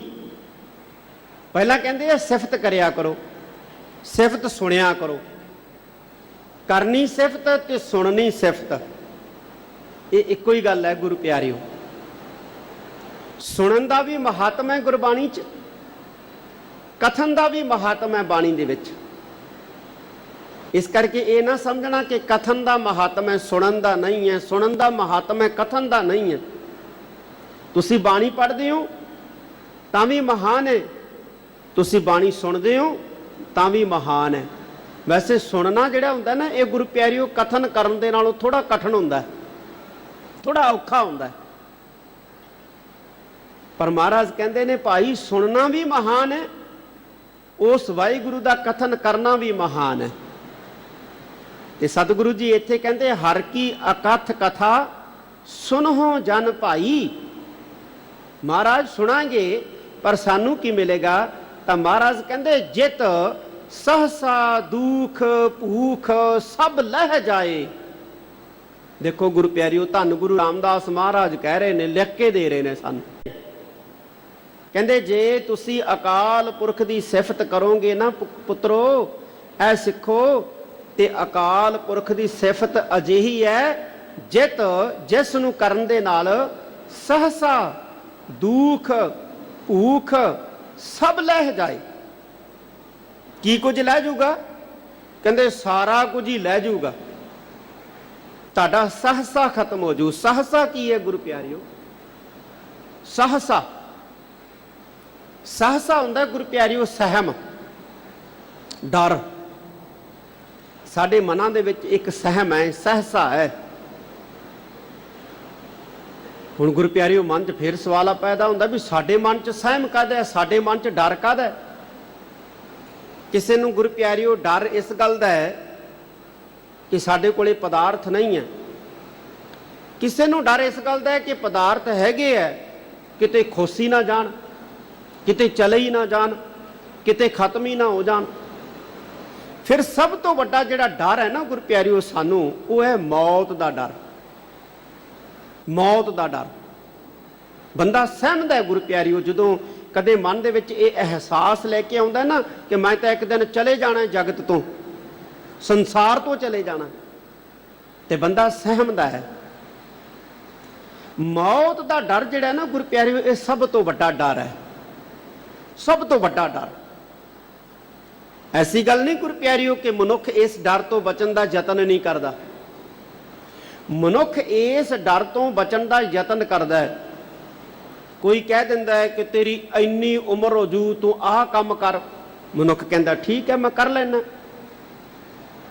ਕਿਸੇ ਸਿਆਣੇ ਕੋਲ, ਜਿਹੜਾ ਗੁਰੂ ਪਿਆਰਿਓ ਕੋਈ ਅਖੌਤੀ ਸਿਆਣਾ ਹੁੰਦਾ ਨਾ, ਪੁੱਛਾਂ ਦੇਣ ਵਾਲਾ, ਉਹਦੇ ਕੋਲੇ ਜਾਂਦਾ, ਉਹ ਕਹਿੰਦਾ ਤੇਰੀ ਤਾਂ ਉਮਰ ਹੀ ਬੜੀ ਥੋੜੀ ਰਹਿ ਗਈ ਹੈ। ਕਹਿੰਦਾ ਜੀ ਫੇਰ ਕੀ ਢੰਗ ਵਰਤਾਂ, ਕੀ ਉਪਾਅ ਕਰਾਂ? ਉਹ ਕਹਿੰਦਾ ਤੂੰ ਆਹ ਉਪਾਅ ਕਰ, ਆਹ ਜੱਗ ਕਰ, ਆਹ ਹੋਮ ਕਰ, ਆਹ ਹਵਨ ਕਰ, ਆਹ ਦਾਨ ਦੇ, ਤੇਰੀ ਉਮਰ ਵੱਧ ਜੂਗੀ, ਨਹੀਂ ਤਾਂ ਤੂੰ ਬਿਮਾਰੀ ਨਾਲ ਮਰ ਜਾਏਗਾ। ਮਨੁੱਖ ਜਿਹੜਾ ਹੈ ਆਪਣੀ ਮੌਤ ਦੇ ਡਰ ਨੂੰ ਫਤਿਹ ਪਾਉਣ ਦੇ ਲਈ ਕਈ ਪ੍ਰਕਾਰ ਦੇ ਕਰਮ ਕਾਂਡ ਕਰਦਾ ਹੈ, ਕਈ ਪ੍ਰਕਾਰ ਦੇ ਕਰਮ ਕਾਂਡ। ਪਰ ਧੰਨ ਗੁਰੂ ਅਮਰਦਾਸ ਜੀ ਮਹਾਰਾਜ ਨੂੰ ਪੁੱਛੀਏ, ਧੰਨ ਗੁਰੂ ਅਮਰਦਾਸ ਜੀ ਮਹਾਰਾਜ ਆਨੰਦ ਸਾਹਿਬ ਦੇ ਵਿੱਚ ਕਹਿੰਦੇ ਹੈ, ਕਹਿੰਦੇ ਕਰਮੀ ਸਹਿਜ ਨਾ ਉਪਜੈ। ਪੰਗਤੀ ਹੈ ਨਾ ਮਹਾਰਾਜ ਦੀ ਆਨੰਦ ਸਾਹਿਬ ਦੇ ਵਿੱਚ, ਕਹਿੰਦੇ ਕਰਮੀ ਸਹਿਜ ਨਾ ਉਪਜੈ, ਬਿਨ ਸਹਿਜੈ ਸਹਸਾ ਨਾ ਜਾਏ। ਉਹ ਕਹਿੰਦੇ ਭਾਈ ਸਿੱਖੋ, ਕਰਮ ਕਾਂਡਾਂ ਦੇ ਨਾਲ ਕਦੇ ਸਹਿਜ ਪੈਦਾ ਨਹੀਂ ਹੁੰਦਾ, ਤੇ ਸਹਿਜ ਤੋਂ ਬਿਨਾ ਕਦੇ ਸਹਿਮ ਜਾਂਦਾ ਨਹੀਂ ਹੈ, ਡਰ ਨਹੀਂ ਜਾਂਦਾ। ਮਤਲਬ ਜੇ ਤੁਸੀਂ ਆਪਣਾ ਡਰ ਭਜਾਉਣਾ ਹੈ ਨਾ, ਤੇ ਤੁਹਾਨੂੰ ਆਪਣੇ ਅੰਦਰ ਸਹਿਜ ਲੈ ਕੇ ਆਉਣਾ ਪਊਗਾ। ਸਹਿਜ, ਸਹਿਜ ਦਾ ਮਤਲਬ ਕੀ ਹੈ ਗੁਰੂ ਪਿਆਰਿਓ? ਸਹਿਜ ਦਾ ਇੱਕ ਅਰਥ ਹੈ ਧੀਰਜ, ਠਰਮਾ, ਸਬਰ ਕਹਿ ਲਓ। ਤੁਹਾਨੂੰ ਆਪਣੇ ਮਨ ਦੇ ਵਿੱਚ ਸਹਿਜ ਲੈ ਕੇ ਆਉਣਾ ਪਊਗਾ, ਧੀਰਜ ਲੈ ਕੇ ਆਉਣਾ ਪਊਗਾ, ਠਰਮਾ ਲੈ ਕੇ ਆਉਣਾ ਪਊਗਾ, ਫੇਰ ਕਹਿੰਦੇ ਸਹਿਮ ਜਾਊਗਾ। ਤੇ ਕਰਮ ਕਾਂਡ ਕਰਨ ਦੇ ਨਾਲ ਕਦੇ ਸਹਿਜ ਪੈਦਾ ਨਹੀਂ ਹੁੰਦਾ, ਸਗੋਂ ਕਰਮ ਕਾਂਡ ਕਰਨ ਦੇ ਨਾਲ ਤਾਂ ਉਤੇਜਨਾ ਪੈਦਾ ਹੁੰਦੀ ਹੈ। ਇਸ ਕਰਕੇ ਧੰਨ ਗੁਰੂ ਅਮਰਦਾਸ ਜੀ ਮਹਾਰਾਜ ਆਨੰਦ ਸਾਹਿਬ 'ਚ ਕਹਿੰਦੇ ਕਰਮੀ ਸਹਿਜ ਨਾ ਉਪਜੈ। ਕਰਮੀ ਦਾ ਇੱਥੇ ਮਤਲਬ ਹੈ ਕਰਮਾਂ ਦੇ ਨਾਲ, ਕਰਮ ਕਾਂਡਾਂ ਦੇ ਨਾਲ, ਅਡੰਬਰਾਂ ਦੇ ਨਾਲ ਕਦੇ ਸਹਿਜ ਪੈਦਾ ਨਹੀਂ ਹੁੰਦਾ। ਤੇ ਜਿੰਨਾ ਚਿਰ ਸਹਿਜ ਪੈਦਾ ਨਹੀਂ ਹੁੰਦਾ, ਉਨਾ ਚਿਰ ਕਦੇ ਸਹਿਮ ਨਹੀਂ ਜਾਂਦਾ, ਕਦੇ ਡਰ ਨਹੀਂ ਜਾਂਦਾ, ਕਦੇ ਸਹਸਾ ਨਹੀਂ ਜਾਂਦਾ। ਤੇ ਧੰਨ ਗੁਰੂ ਰਾਮਦਾਸ ਮਹਾਰਾਜ ਇੱਥੇ ਕਹਿੰਦੇ ਨੇ, ਕਹਿੰਦੇ ਇਹ ਪੁੱਤਰੋ, ਇਹ ਸਿੱਖੋ। ਕਿਹਨੂੰ ਕਹਿ ਰਹੇ ਨੇ ਗੁਰੂ ਪਿਆਰਿਓ? ਜਿਹੜੇ ਅਸੀਂ ਸੁਣ ਰਹੇ ਹਾਂ, ਇਹ ਸੁਣਨ ਵਾਲਿਆਂ ਨੂੰ ਬਾਣੀ ਸੰਬੋਧਨ ਕਰਦੀ ਹੈ ਗੁਰੂ ਪਿਆਰਿਓ, ਜਾਂ ਪੜ੍ਹਨ ਵਾਲਿਆਂ ਨੂੰ ਕਰਦੀ ਹੈ ਬਾਣੀ ਸੰਬੋਧਨ? ਚਾਹੇ ਅਸੀਂ ਸਨਮੁਖ ਬੈਠ ਕੇ ਸੁਣ ਰਹੇ ਹਾਂ, ਚਾਹੇ ਟੀਵੀ ਮਾਧਿਅਮ ਦੇ ਰਾਹੀਂ ਸੁਣ ਰਹੇ ਹਾਂ, ਜਿਹੜੇ ਅਸੀਂ ਆਪਣੇ ਕੰਨਾਂ ਦੇ ਰਾਹੀਂ ਧੰਨ ਗੁਰੂ ਰਾਮਦਾਸ ਮਹਾਰਾਜ ਦੇ ਲਫ਼ਜ਼ ਸੁਣ ਰਹੇ ਹਾਂ, ਇਹ ਮਹਾਰਾਜ ਦੇ ਲਫ਼ਜ਼ ਉਹਨੂੰ ਸੰਬੋਧਨ ਹੋ ਰਹੇ ਨੇ ਕਿ ਇਹ ਸਿੱਖੋ, ਇਹ ਪੁੱਤਰੋ, ਤੁਸੀਂ ਵਾਹਿਗੁਰੂ ਦੀ ਸਿਫਤ ਸਲਾਹ ਸੁਣਿਆ ਕਰੋ। ਜਦੋਂ ਤੁਸੀਂ ਵਾਹਿਗੁਰੂ ਦੀ ਸਿਫਤ ਸਲਾਹ ਸੁਣੋਗੇ, ਤੁਹਾਡਾ ਸਹਸਾ ਖਤਮ ਹੋ ਜਾਏਗਾ, ਤੁਹਾਡਾ ਦੁੱਖ ਖਤਮ ਹੋ ਜਾਏਗਾ, ਤੁਹਾਡੀ ਭੂਖ ਖਤਮ ਹੋ ਜਾਏਗੀ। ਦੋ ਸ਼ਬਦ ਹੋਰ ਵੀ ਹੈ ਗੁਰੂ ਪਿਆਰਿਓ ਸਹਸਾ ਦੇ ਨਾਲ, ਇੱਕ ਹੈ ਦੁੱਖ, ਇੱਕ ਹੈ ਭੂਖ। ਦੁੱਖ ਵੀ ਕਈ ਤਰ੍ਹਾਂ ਦੇ ਆ, ਭੁੱਖਾਂ ਵੀ ਕਈ ਤਰ੍ਹਾਂ ਦੀਆਂ ਗੁਰੂ ਪਿਆਰਿਓ। ਕਿਸੇ ਨੂੰ ਪੈਸੇ ਦੀ ਭੁੱਖ ਹੁੰਦੀ ਹੈ, ਕਿਸੇ ਨੂੰ ਰੋਟੀ ਦੀ ਭੁੱਖ ਹੁੰਦੀ ਹੈ, ਕਿਸੇ ਨੂੰ ਵਡਿਆਈ ਦੀ ਭੁੱਖ ਹੁੰਦੀ ਹੈ, ਕਿਸੇ ਨੂੰ ਹਉਮੈ ਦੀ ਭੁੱਖ ਹੁੰਦੀ ਹੈ, ਕਿਸੇ ਨੂੰ ਹੰਕਾਰ ਦੀ ਭੁੱਖ ਹੁੰਦੀ ਹੈ। ਤੇ ਭੁੱਖ ਕਦੋਂ ਦੂਰ ਹੁੰਦੀ ਹੈ? ਹਉਮੈ ਦੀ ਭੁੱਖ ਜਿਹਨੂੰ ਹੈ, ਉਹਦੀ ਭੁੱਖ ਕਦੋਂ ਦੂਰ ਹੁੰਦੀ ਹੈ? ਜਦੋਂ ਉਹਦੀ ਹਉਮੈ ਦੀ ਤ੍ਰਿਪਤੀ ਹੁੰਦੀ ਹੈ। ਕਿਸੇ ਨੂੰ ਪੈਸੇ ਦੀ ਭੁੱਖ ਹੈ, ਕਦੋਂ ਦੂਰ ਹੁੰਦੀ ਹੈ? ਜਦੋਂ ਪੈਸਾ ਮਿਲਦਾ। ਵੈਸੇ ਗੁਰੂ ਪਿਆਰਿਓ, ਜਿਹਨੂੰ ਦੁਨਿਆਵੀ ਪਦਾਰਥਾਂ ਦੀਆਂ ਭੁੱਖਾਂ ਨੇ ਨਾ, ਚਾਹੇ ਉਹ ਪੈਸੇ ਦੀ ਹੈ, ਰੋਟੀ ਦੀ ਹੈ, ਪਾਣੀ ਦੀ ਹੈ, ਸ਼ੌਹਰਤ ਦੀ ਹੈ, ਵਡਿਆਈ ਦੀ ਹੈ, ਇਹ ਕਦੇ ਦੂਰ ਨਹੀਂ ਹੁੰਦੀ, ਕਦੇ ਨਹੀਂ ਮੁੱਕਦੀ। ਧੰਨ ਗੁਰੂ ਅਰਜਨ ਦੇਵ ਜੀ ਮਹਾਰਾਜ ਸੁਖਮਣੀ ਸਾਹਿਬ ਦੇ ਵਿੱਚ ਸਾਨੂੰ ਸਮਝਾਉਂਦੇ ਆ, ਕਹਿੰਦੇ ਬਿਨਾਂ ਸੰਤੋਖ ਨਹੀਂ ਕੋਈ ਰਾਜੈ। ਬਿਨਾਂ ਸੰਤੋਖ ਤੋਂ ਕੋਈ ਰੱਜ ਹੀ ਨਹੀਂ ਸਕਦਾ। ਪਰ ਇੱਥੇ ਧੰਨ ਗੁਰੂ ਰਾਮਦਾਸ ਮਹਾਰਾਜ ਕਹਿੰਦੇ ਇਹ ਜਿਹੜੇ ਦੁੱਖ ਭੂਖ ਹੈ ਨਾ, ਇਹ ਸਾਰੀਆਂ ਲੈ ਜਾਂਦੀਆਂ, ਇਹ ਸਾਰੀਆਂ ਲੈ ਜਾਂਦੀਆਂ। ਆਪਾਂ ਕਿਹਾ ਨਾ ਕਿ ਇਹ ਦੁੱਖਾਂ ਦੁਨਿਆਵੀ ਪਦਾਰਥਾਂ ਦੀਆਂ, ਭੁੱਖਾਂ ਦੁਨਿਆਵੀ ਪਦਾਰਥਾਂ ਦੀਆਂ ਕਦੇ ਦੂਰ ਨਹੀਂ ਹੁੰਦੀਆਂ, ਕਦੇ ਦੂਰ ਨਹੀਂ ਹੁੰਦੀਆਂ। ਮਤਲਬ ਗੁਰੂ ਪਿਆਰੀ ਇਹ ਨਹੀਂ ਕਿ ਕਿਸੇ ਵੀ ਤਰੀਕੇ ਨਾਲ ਦੂਰ ਨਹੀਂ ਹੁੰਦੀਆਂ, ਦੂਰ ਹੁੰਦੀਆਂ ਨੇ, ਪਰ ਇਹਨਾਂ ਨੂੰ ਦੂਰ ਕਰਨ ਦਾ ਇੱਕੋ ਹੀ ਉਪਾਅ ਹੈ, ਉਹ ਹੈ ਕਰਤਾਰ ਦੀ ਬੰਦਗੀ, ਕਰਤਾਰ ਦਾ ਨਾਮ ਭਗਤੀ, ਸੇਵਾ ਸਿਮਰਨ। ਧੰਨ ਗੁਰੂ ਰਾਮਦਾਸ ਮਹਾਰਾਜ ਕਹਿੰਦੇ ਕਥਾ ਸੁਣੋ, ਕਥਾ ਸੁਣਨ ਦੇ ਨਾਲ ਵੀ ਭੁੱਖ ਦੂਰ ਹੋ ਜਾਂਦੀ। ਕਿਹਦੀ ਕਥਾ ਸੁਣੋ? ਉਹ ਬੰਦਿਆਂ ਦੀਆਂ ਕਹਾਣੀਆਂ ਨਹੀਂ ਸੁਣਨੀਆਂ, ਅਸੀਂ ਬੰਦਿਆਂ ਦੀਆਂ ਕਹਾਣੀਆਂ ਨੂੰ ਵੀ ਗੁਰੂ ਪਿਆਰਿਓ ਕਥਾ ਸਮਝ ਕੇ ਸੁਣ ਰਹੇ ਹਾਂ। ਦੁਨਿਆਵੀ ਬੰਦੇ, ਹਾਂ, ਜਿਨ੍ਹਾਂ ਨੇ ਬੰਦਗੀ ਕੀਤੀ ਹੈ, ਜਿਨ੍ਹਾਂ ਨੇ ਭਗਤੀ ਕੀਤੀ ਹੈ, ਜਿਨ੍ਹਾਂ ਨੇ ਸੇਵਾ ਕੀਤੀ ਹੈ, ਜਿਨ੍ਹਾਂ ਨੇ ਸਿਮਰਨ ਕੀਤਾ ਹੈ ਔਰ ਜਿਨ੍ਹਾਂ ਨੇ ਸ਼ਹੀਦੀਆਂ ਦਿੱਤੀਆਂ ਨੇ, ਉਹਨਾਂ ਦੀ ਕਥਾ ਵੀ ਗੁਰੂ ਪਿਆਰਿਓ ਤਾਕਤ ਦਿੰਦੀ ਹੈ, ਭੁੱਖ ਦੂਰ ਕਰਦੀ ਹੈ। ਪਰ ਆਮ ਸੰਸਾਰੀ ਮਨੁੱਖਾਂ ਦੀਆਂ ਕਹਾਣੀਆਂ, ਸੰਸਾਰੀ ਮਨੁੱਖਾਂ ਦੀ ਉਸਤਤ, ਸੰਸਾਰੀ ਮਨੁੱਖਾਂ ਦੀ ਨਿੰਦਿਆ, ਇਹ ਗੁਰੂ ਪਿਆਰਿਓ ਕਥਾ ਨਹੀਂ ਹੈ। ਅੱਜ ਅਸੀਂ ਦੇਖਦੇ ਹਾਂ ਨਾ ਗੁਰੂ ਪਿਆਰਿਓ, ਕਥਾ ਦੇ ਦੌਰਾਨ ਦੁਨਿਆਵੀ ਮਨੁੱਖਾਂ ਦੀ ਨਿੰਦਿਆ ਤੇ ਦੁਨਿਆਵੀ ਮਨੁੱਖਾਂ ਦੀ ਉਸਤਤ। ਜੇ 1 ਘੰਟੇ ਦਾ ਸਮਾਂ ਹੈ ਨਾ ਗੁਰੂ ਪਿਆਰਿਓ, ਪਰਮੇਸ਼ਵਰ ਦੀ ਗੱਲ, ਗੁਰੂ ਦੀ ਗੱਲ ਕੋਈ 5 ਮਿੰਟ ਹੈ, 55 ਮਿੰਟ ਜਿਹੜੇ ਆ ਉਹ ਸੰਸਾਰ ਦੀਆਂ ਗੱਲਾਂ, ਦੁਨੀਆ ਦੀਆਂ ਗੱਲਾਂ। ਧੰਨ ਗੁਰੂ ਰਾਮਦਾਸ ਮਹਾਰਾਜ ਕਹਿੰਦੇ ਭਾਈ ਕਿਹੜੀ ਕਥਾ ਹੈ ਜਿਹੜੀ ਦੁੱਖ ਭੁੱਖ ਸਹਿਸੇ ਨੂੰ ਦੂਰ ਕਰਦੀ ਹੈ? ਕਿਹੜੀ ਕਥਾ ਹੈ ਜਿਹੜੀ ਵਾਹਿਗੁਰੂ ਦੇ ਸਿਫਤ ਸਲਾਹ ਦੀ ਕਥਾ, ਪਰਮਾਤਮਾ ਦੀ ਸਿਫਤ ਸਲਾਹ ਦੀ ਕਥਾ ਜਿਹੜੀ ਹੈ ਨਾ, ਉਹ ਗੁਰੂ ਪਿਆਰਿਓ ਦੁੱਖਾਂ ਤੇ ਭੁੱਖਾਂ ਦਾ ਨਾਸ਼ ਕਰਦੀ ਹੈ। ਇੱਕ ਵਾਰੀ ਫਿਰ ਧਿਆਨ ਦੇ ਨਾਲ ਸੁਣਿਓ ਪੰਗਤੀ, ਧੰਨ ਗੁਰੂ ਰਾਮਦਾਸ ਮਹਾਰਾਜ ਕੀ ਕਹਿ ਰਹੇ ਨੇ। ਕਹਿੰਦੇ ਹਰ ਕੀ ਅਕਥ ਕਥਾ ਸੁਨਹੁ ਜਨ ਭਾਈ, ਹਰ ਕੀ ਅਕਥ ਕਥਾ ਸੁਨਹੁ ਜਨ ਭਾਈ, ਜਿਤ ਸਹਸਾ ਦੁਖ ਭੂਖ ਸਭ ਲਹਿ ਜਾਏ। ਜਿਹਦੇ ਨਾਲ ਡਰ ਭੁੱਖ ਦੁੱਖ ਸਾਰਾ ਲੈ ਜਾਂਦਾ ਹੈ, ਤੁਸੀਂ ਉਹ ਕਥਾ ਸੁਣਨੀ ਹੈ। ਇਹ ਇੱਕੋ ਹੀ ਰਹਾਉ ਦੀ ਪੰਗਤੀ ਹੈ ਜਿਸ ਵਿੱਚ ਧੰਨ ਗੁਰੂ ਰਾਮਦਾਸ ਮਹਾਰਾਜ ਨੇ ਸਾਨੂੰ ਇਹ ਸਮਝਾਇਆ। ਹੁਣ ਸਮੁੱਚੇ ਸ਼ਬਦ ਵਿੱਚ ਕੀ ਸਮਝਾਉਂਦੇ ਆ ਗੁਰੂ ਪਿਆਰਿਓ, ਉਹ ਆਪਾਂ ਨੇ ਪਿਆਰ ਤੇ ਸਤਿਕਾਰ ਦੇ ਨਾਲ ਸਰਵਣ ਕਰਨਾ ਹੈ। ਜਿੰਨੇ ਕੁ ਵੱਡੇ ਭਾਗਾਂ ਸਦਕਾ ਅੱਜ ਆਪਾਂ ਗੁਰੂ ਕੀ ਗੋਦ 'ਚ ਜੁੜੇ ਬੈਠੇ ਹਾਂ, ਮਨ ਬਿਰਤੀਆਂ ਇਕਾਗਰ ਕਰ ਲਈਏ, ਗੁਰੂ ਕੇ ਸ਼ਬਦ ਵਿੱਚ ਧਿਆਨ ਜੋੜਦੇ ਹਾਂ। ਸਾਰੀ ਸੰਗਤ ਗੱਜ ਕੇ ਆਖੋ ਸਤਨਾਮ ਸ੍ਰੀ ਵਾਹਿਗੁਰੂ ਜੀ। ਸਤਨਾਮ ਸ੍ਰੀ ਵਾਹਿਗੁਰੂ ਸਾਹਿਬ ਜੀ। ਸੋਹੀ ਮਹੱਲਾ ਚੌਥਾ, ਘਰ ਛੇਵਾਂ। ਇੱਕ ਓੰਕਾਰ ਸਤਿਗੁਰ ਪ੍ਰਸਾਦ। ਨੀਚ ਜਾਤ ਹਰ ਜਪਤਿਆ, ਉਤਮ ਪਦਵੀ ਪਾਏ। ਗੁਰੂ ਪਿਆਰਿਓ, ਆਰੰਭਤਾ ਦੇ ਵਿੱਚ ਸਰਲੇਖ ਹੈ ਸੂਹੀ। ਸੂਹੀ ਰਾਗ ਦਾ ਨਾਂ ਹੈ। ਮਹੱਲਾ ਚੌਥਾ, ਚੌਥੇ ਪਾਤਸ਼ਾਹ ਧੰਨ ਗੁਰੂ ਰਾਮਦਾਸ ਮਹਾਰਾਜ ਦਾ ਸ਼ਬਦ ਹੈ। ਘਰ ਛੇਵਾਂ, ਛੇਵੇਂ ਘਰ ਦੇ ਵਿੱਚ ਪਾਤਸ਼ਾਹ ਜੀ ਨੇ ਇਸ ਸ਼ਬਦ ਨੂੰ ਗਾਉਣ ਦਾ ਆਦੇਸ਼ ਦਿੱਤਾ ਹੈ, ਨਿਰਦੇਸ਼ ਦਿੱਤਾ ਹੈ ਸਤਿਗੁਰਾਂ ਨੇ ਰਬਾਬੀਆਂ ਨੂੰ, ਰਾਗੀਆਂ ਨੂੰ, ਕਿ ਇਹ ਜਿਹੜਾ ਸ਼ਬਦ ਹੈ ਇਹਨੂੰ ਸੂਹੀ ਰਾਗ ਦੇ ਛੇਵੇਂ ਘਰ ਚ ਗਾਉਣਾ। ਇਹ ਸੰਗੀਤ ਨਾਲ ਸੰਬੰਧਿਤ ਗੁਰੂ ਪਿਆਰਿਓ ਜਿਹੜਾ ਸਰਲੇਖ ਹੈ। ਆਰੰਭਤਾ ਦੇ ਵਿੱਚ ਮੰਗਲਾਚਰਨ ਹੈ। ਇੱਕ ਓੰਕਾਰ ਸਤਿਗੁਰ ਪ੍ਰਸਾਦ, ਵਾਹਿਗੁਰੂ ਇੱਕ ਹੈ। ਨਿਰਗੁਣ ਤੇ ਸਰਗੁਣ ਸਰੂਪ ਦੇ ਵਿੱਚ ਇੱਕ ਰਸ ਵਿਆਪਕ ਹੈ, ਅਬਨਾਸੀ ਹੈ, ਗੁਰੂ ਕਿਰਪਾ ਦੇ ਦੁਆਰਾ ਜਾਣਿਆ ਜਾ ਸਕਦਾ ਹੈ। ਪਹਿਲੀ ਪੰਕਤੀ 'ਚ ਕੀ ਕਹਿੰਦੇ ਨੇ? ਧੰਨ ਗੁਰੂ ਰਾਮਦਾਸ ਮਹਾਰਾਜ, ਧਿਆਨ ਦਿਓ ਗੁਰੂ ਪਿਆਰਿਓ, ਧੰਨ ਗੁਰੂ ਰਾਮਦਾਸ ਮਹਾਰਾਜ ਬਚਨ ਕਰਦੇ ਆ, ਕਹਿੰਦੇ ਨੀਚ ਜਾਤ ਹਰ ਜਪਤਿਆਂ ਉੱਤਮ ਪਦਵੀ ਪਾਏ, ਉੱਤਮ ਪਦਵੀ ਪਾਏ। ਨੀਚ ਜਾਤ, ਨੀਵੀਂ ਜਾਤ ਦੇ ਜਦੋਂ ਅਕਾਲ ਪੁਰਖ ਦੀ ਬੰਦਗੀ ਕੀਤੀ ਤਾਂ ਉਹ ਉੱਤਮ ਪਦਵੀ ਪ੍ਰਾਪਤ ਕਰ ਗਏ। ਹੁਣ ਨੀਵੀਂ ਜਾਤ ਦੇ ਕੌਣ ਹੈ ਗੁਰੂ ਪਿਆਰਿਓ? ਧੰਨ ਗੁਰੂ ਰਾਮਦਾਸ ਮਹਾਰਾਜ ਦੀ ਦ੍ਰਿਸ਼ਟੀ ਦੇ ਵਿੱਚ, ਧੰਨ ਗੁਰੂ ਰਾਮਦਾਸ ਮਹਾਰਾਜ ਦੀ ਨਜ਼ਰ ਦੇ ਵਿੱਚ ਨੀਵੀਂ ਜਾਤ ਦੇ ਕੋਈ ਨਹੀਂ ਹੈ ਗੁਰੂ ਪਿਆਰਿਓ।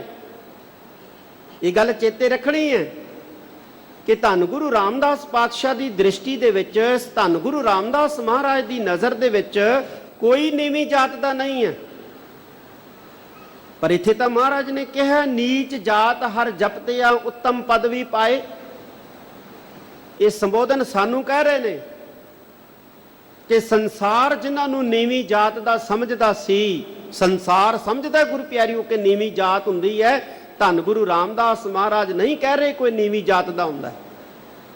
ਜਗਤ ਮੰਨਦਾ ਹੈ, ਖਾਸ ਤੌਰ ਦੇ ਉੱਤੇ ਜਿਹੜੇ ਉੱਚ ਜਾਤੀ ਸਮਾਜ ਜਿਹੜੇ ਆਪਣੇ ਆਪ ਨੂੰ ਕਹਾਉਂਦੇ ਆ ਨਾ, ਕਥਿਤ ਉੱਚ ਜਾਤੀ ਸਮਾਜ ਦੇ, ਅਸੀਂ ਬ੍ਰਾਹਮਣ ਹੈ, ਅਸੀਂ ਖੱਤਰੀ ਹੈ, ਅਸੀਂ ਵੈਸ਼ ਹੈ, ਉਹ ਕਹਿੰਦੇ ਆ ਕਿ ਨੀਵੀਂ ਜਾਤ ਵੀ ਹੁੰਦੀ ਹੈ, ਨੀਵੀਂ ਜਾਤ ਹੁੰਦੀ ਹੈ।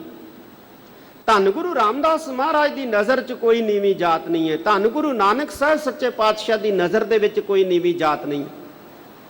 ਗੁਰੂ ਸਾਹਿਬਾਨ ਨੇ ਜਾਤ ਪਾਤ ਨੂੰ ਗੁਰੂ ਪਿਆਰਿਓ ਕੋਈ ਪ੍ਰਵਾਨਗੀ ਨਹੀਂ ਦਿੱਤੀ ਹੈ, ਕੋਈ ਨਹੀਂ ਮੰਨਿਆ। ਗੁਰੂ ਨਾਨਕ ਸਾਹਿਬ ਮਹਾਰਾਜ ਨੇ ਤਾਂ ਇਹ ਸਮਝਾਇਆ ਕਿ ਭਾਈ ਅਸੀਂ ਇੱਕ ਅਕਾਲ ਪੁਰਖ ਦੇ ਪੈਦਾ ਕੀਤੇ ਧੀਆਂ ਪੁੱਤਰ ਹਾਂ। ਜਦੋਂ ਸਾਡਾ ਪਿਤਾ ਇੱਕ ਹੈ ਤੇ ਫਿਰ ਅਸੀਂ ਉਹਦੇ ਪੁੱਤਰ ਉੱਚੀ ਜਾਤ ਦੇ ਜਾਂ ਨੀਵੀਂ ਜਾਤ ਦੇ ਕਿਵੇਂ ਹੋ ਗਏ? ਏਕ ਪਿਤਾ ਏਕਸ ਕੇ ਹਮ ਬਾਰਿਕ, ਅਸੀਂ ਵਾਹਿਗੁਰੂ ਦੇ ਬੱਚੇ ਹਾਂ, ਫਿਰ ਸਾਡੀ ਜਾਤ ਉਹ ਹੋਣੀ ਚਾਹੀਦੀ ਹੈ ਜਿਹੜੀ ਵਾਹਿਗੁਰੂ ਦੀ ਹੈ। ਤੇ ਵਾਹਿਗੁਰੂ ਦੀ ਕਿਹੜੀ ਜਾਤ ਹੈ? ਇਹ ਅਸੀਂ ਗੁਰੂ ਪਿਆਰਿਓ ਪੜ੍ਹਦੇ ਹਾਂ ਜਾਪ ਸਾਹਿਬ ਦੇ ਵਿੱਚ। ਧੰਨ ਗੁਰੂ ਗੋਬਿੰਦ ਸਿੰਘ ਮਹਾਰਾਜ ਕਹਿੰਦੇ ਚੱਕਰ ਚਿਹਨ ਅਰ ਬਰਨ ਜਾਤ ਔਰ ਪਾਤ ਨਾਹਨ ਜੇ। ਭਾਈ ਉਸ ਅਕਾਲ ਪੁਰਖ ਦੀ ਕੋਈ ਜਾਤ ਹੀ ਨਹੀਂ ਹੈ, ਉਸ ਵਾਹਿਗੁਰੂ ਦੀ ਕੋਈ ਜਾਤ ਹੀ ਨਹੀਂ ਹੈ। ਤੇ ਜਦੋਂ ਉਸ ਵਾਹਿਗੁਰੂ ਦੀ ਕੋਈ ਜਾਤ ਨਹੀਂ ਜਿਹਦੇ ਅਸੀਂ ਪੁੱਤਰ ਹੈ, ਤੇ ਫਿਰ ਸਾਡੀ ਜਾਤ ਕਿਵੇਂ ਹੋ ਗਈ? ਸਾਡੀ ਜਾਤ ਕਿਵੇਂ ਹੋ ਗਈ ਗੁਰੂ ਪਿਆਰਿਓ?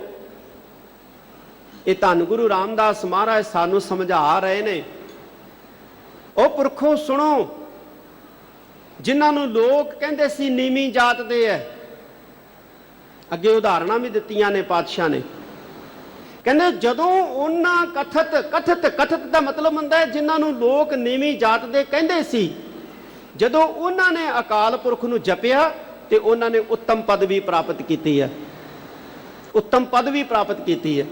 ਇੱਥੇ ਧੰਨ ਗੁਰੂ ਰਾਮਦਾਸ ਮਹਾਰਾਜ ਸਮਝਾ ਇਹ ਰਹੇ ਨੇ ਕਿ ਪੁਰਖੋ, ਇਹ ਪਰਮਾਤਮਾ ਦੀ ਬੰਦਗੀ ਦੇ ਉੱਤੇ ਕਿਸੇ ਇੱਕ ਵਿਸ਼ੇਸ਼ ਵਰਗ ਦਾ ਅਧਿਕਾਰ ਨਹੀਂ ਹੈ, ਕਿਸੇ ਇੱਕ ਵਿਸ਼ੇਸ਼ ਵਰਗ ਦਾ ਅਧਿਕਾਰ ਨਹੀਂ ਹੈ।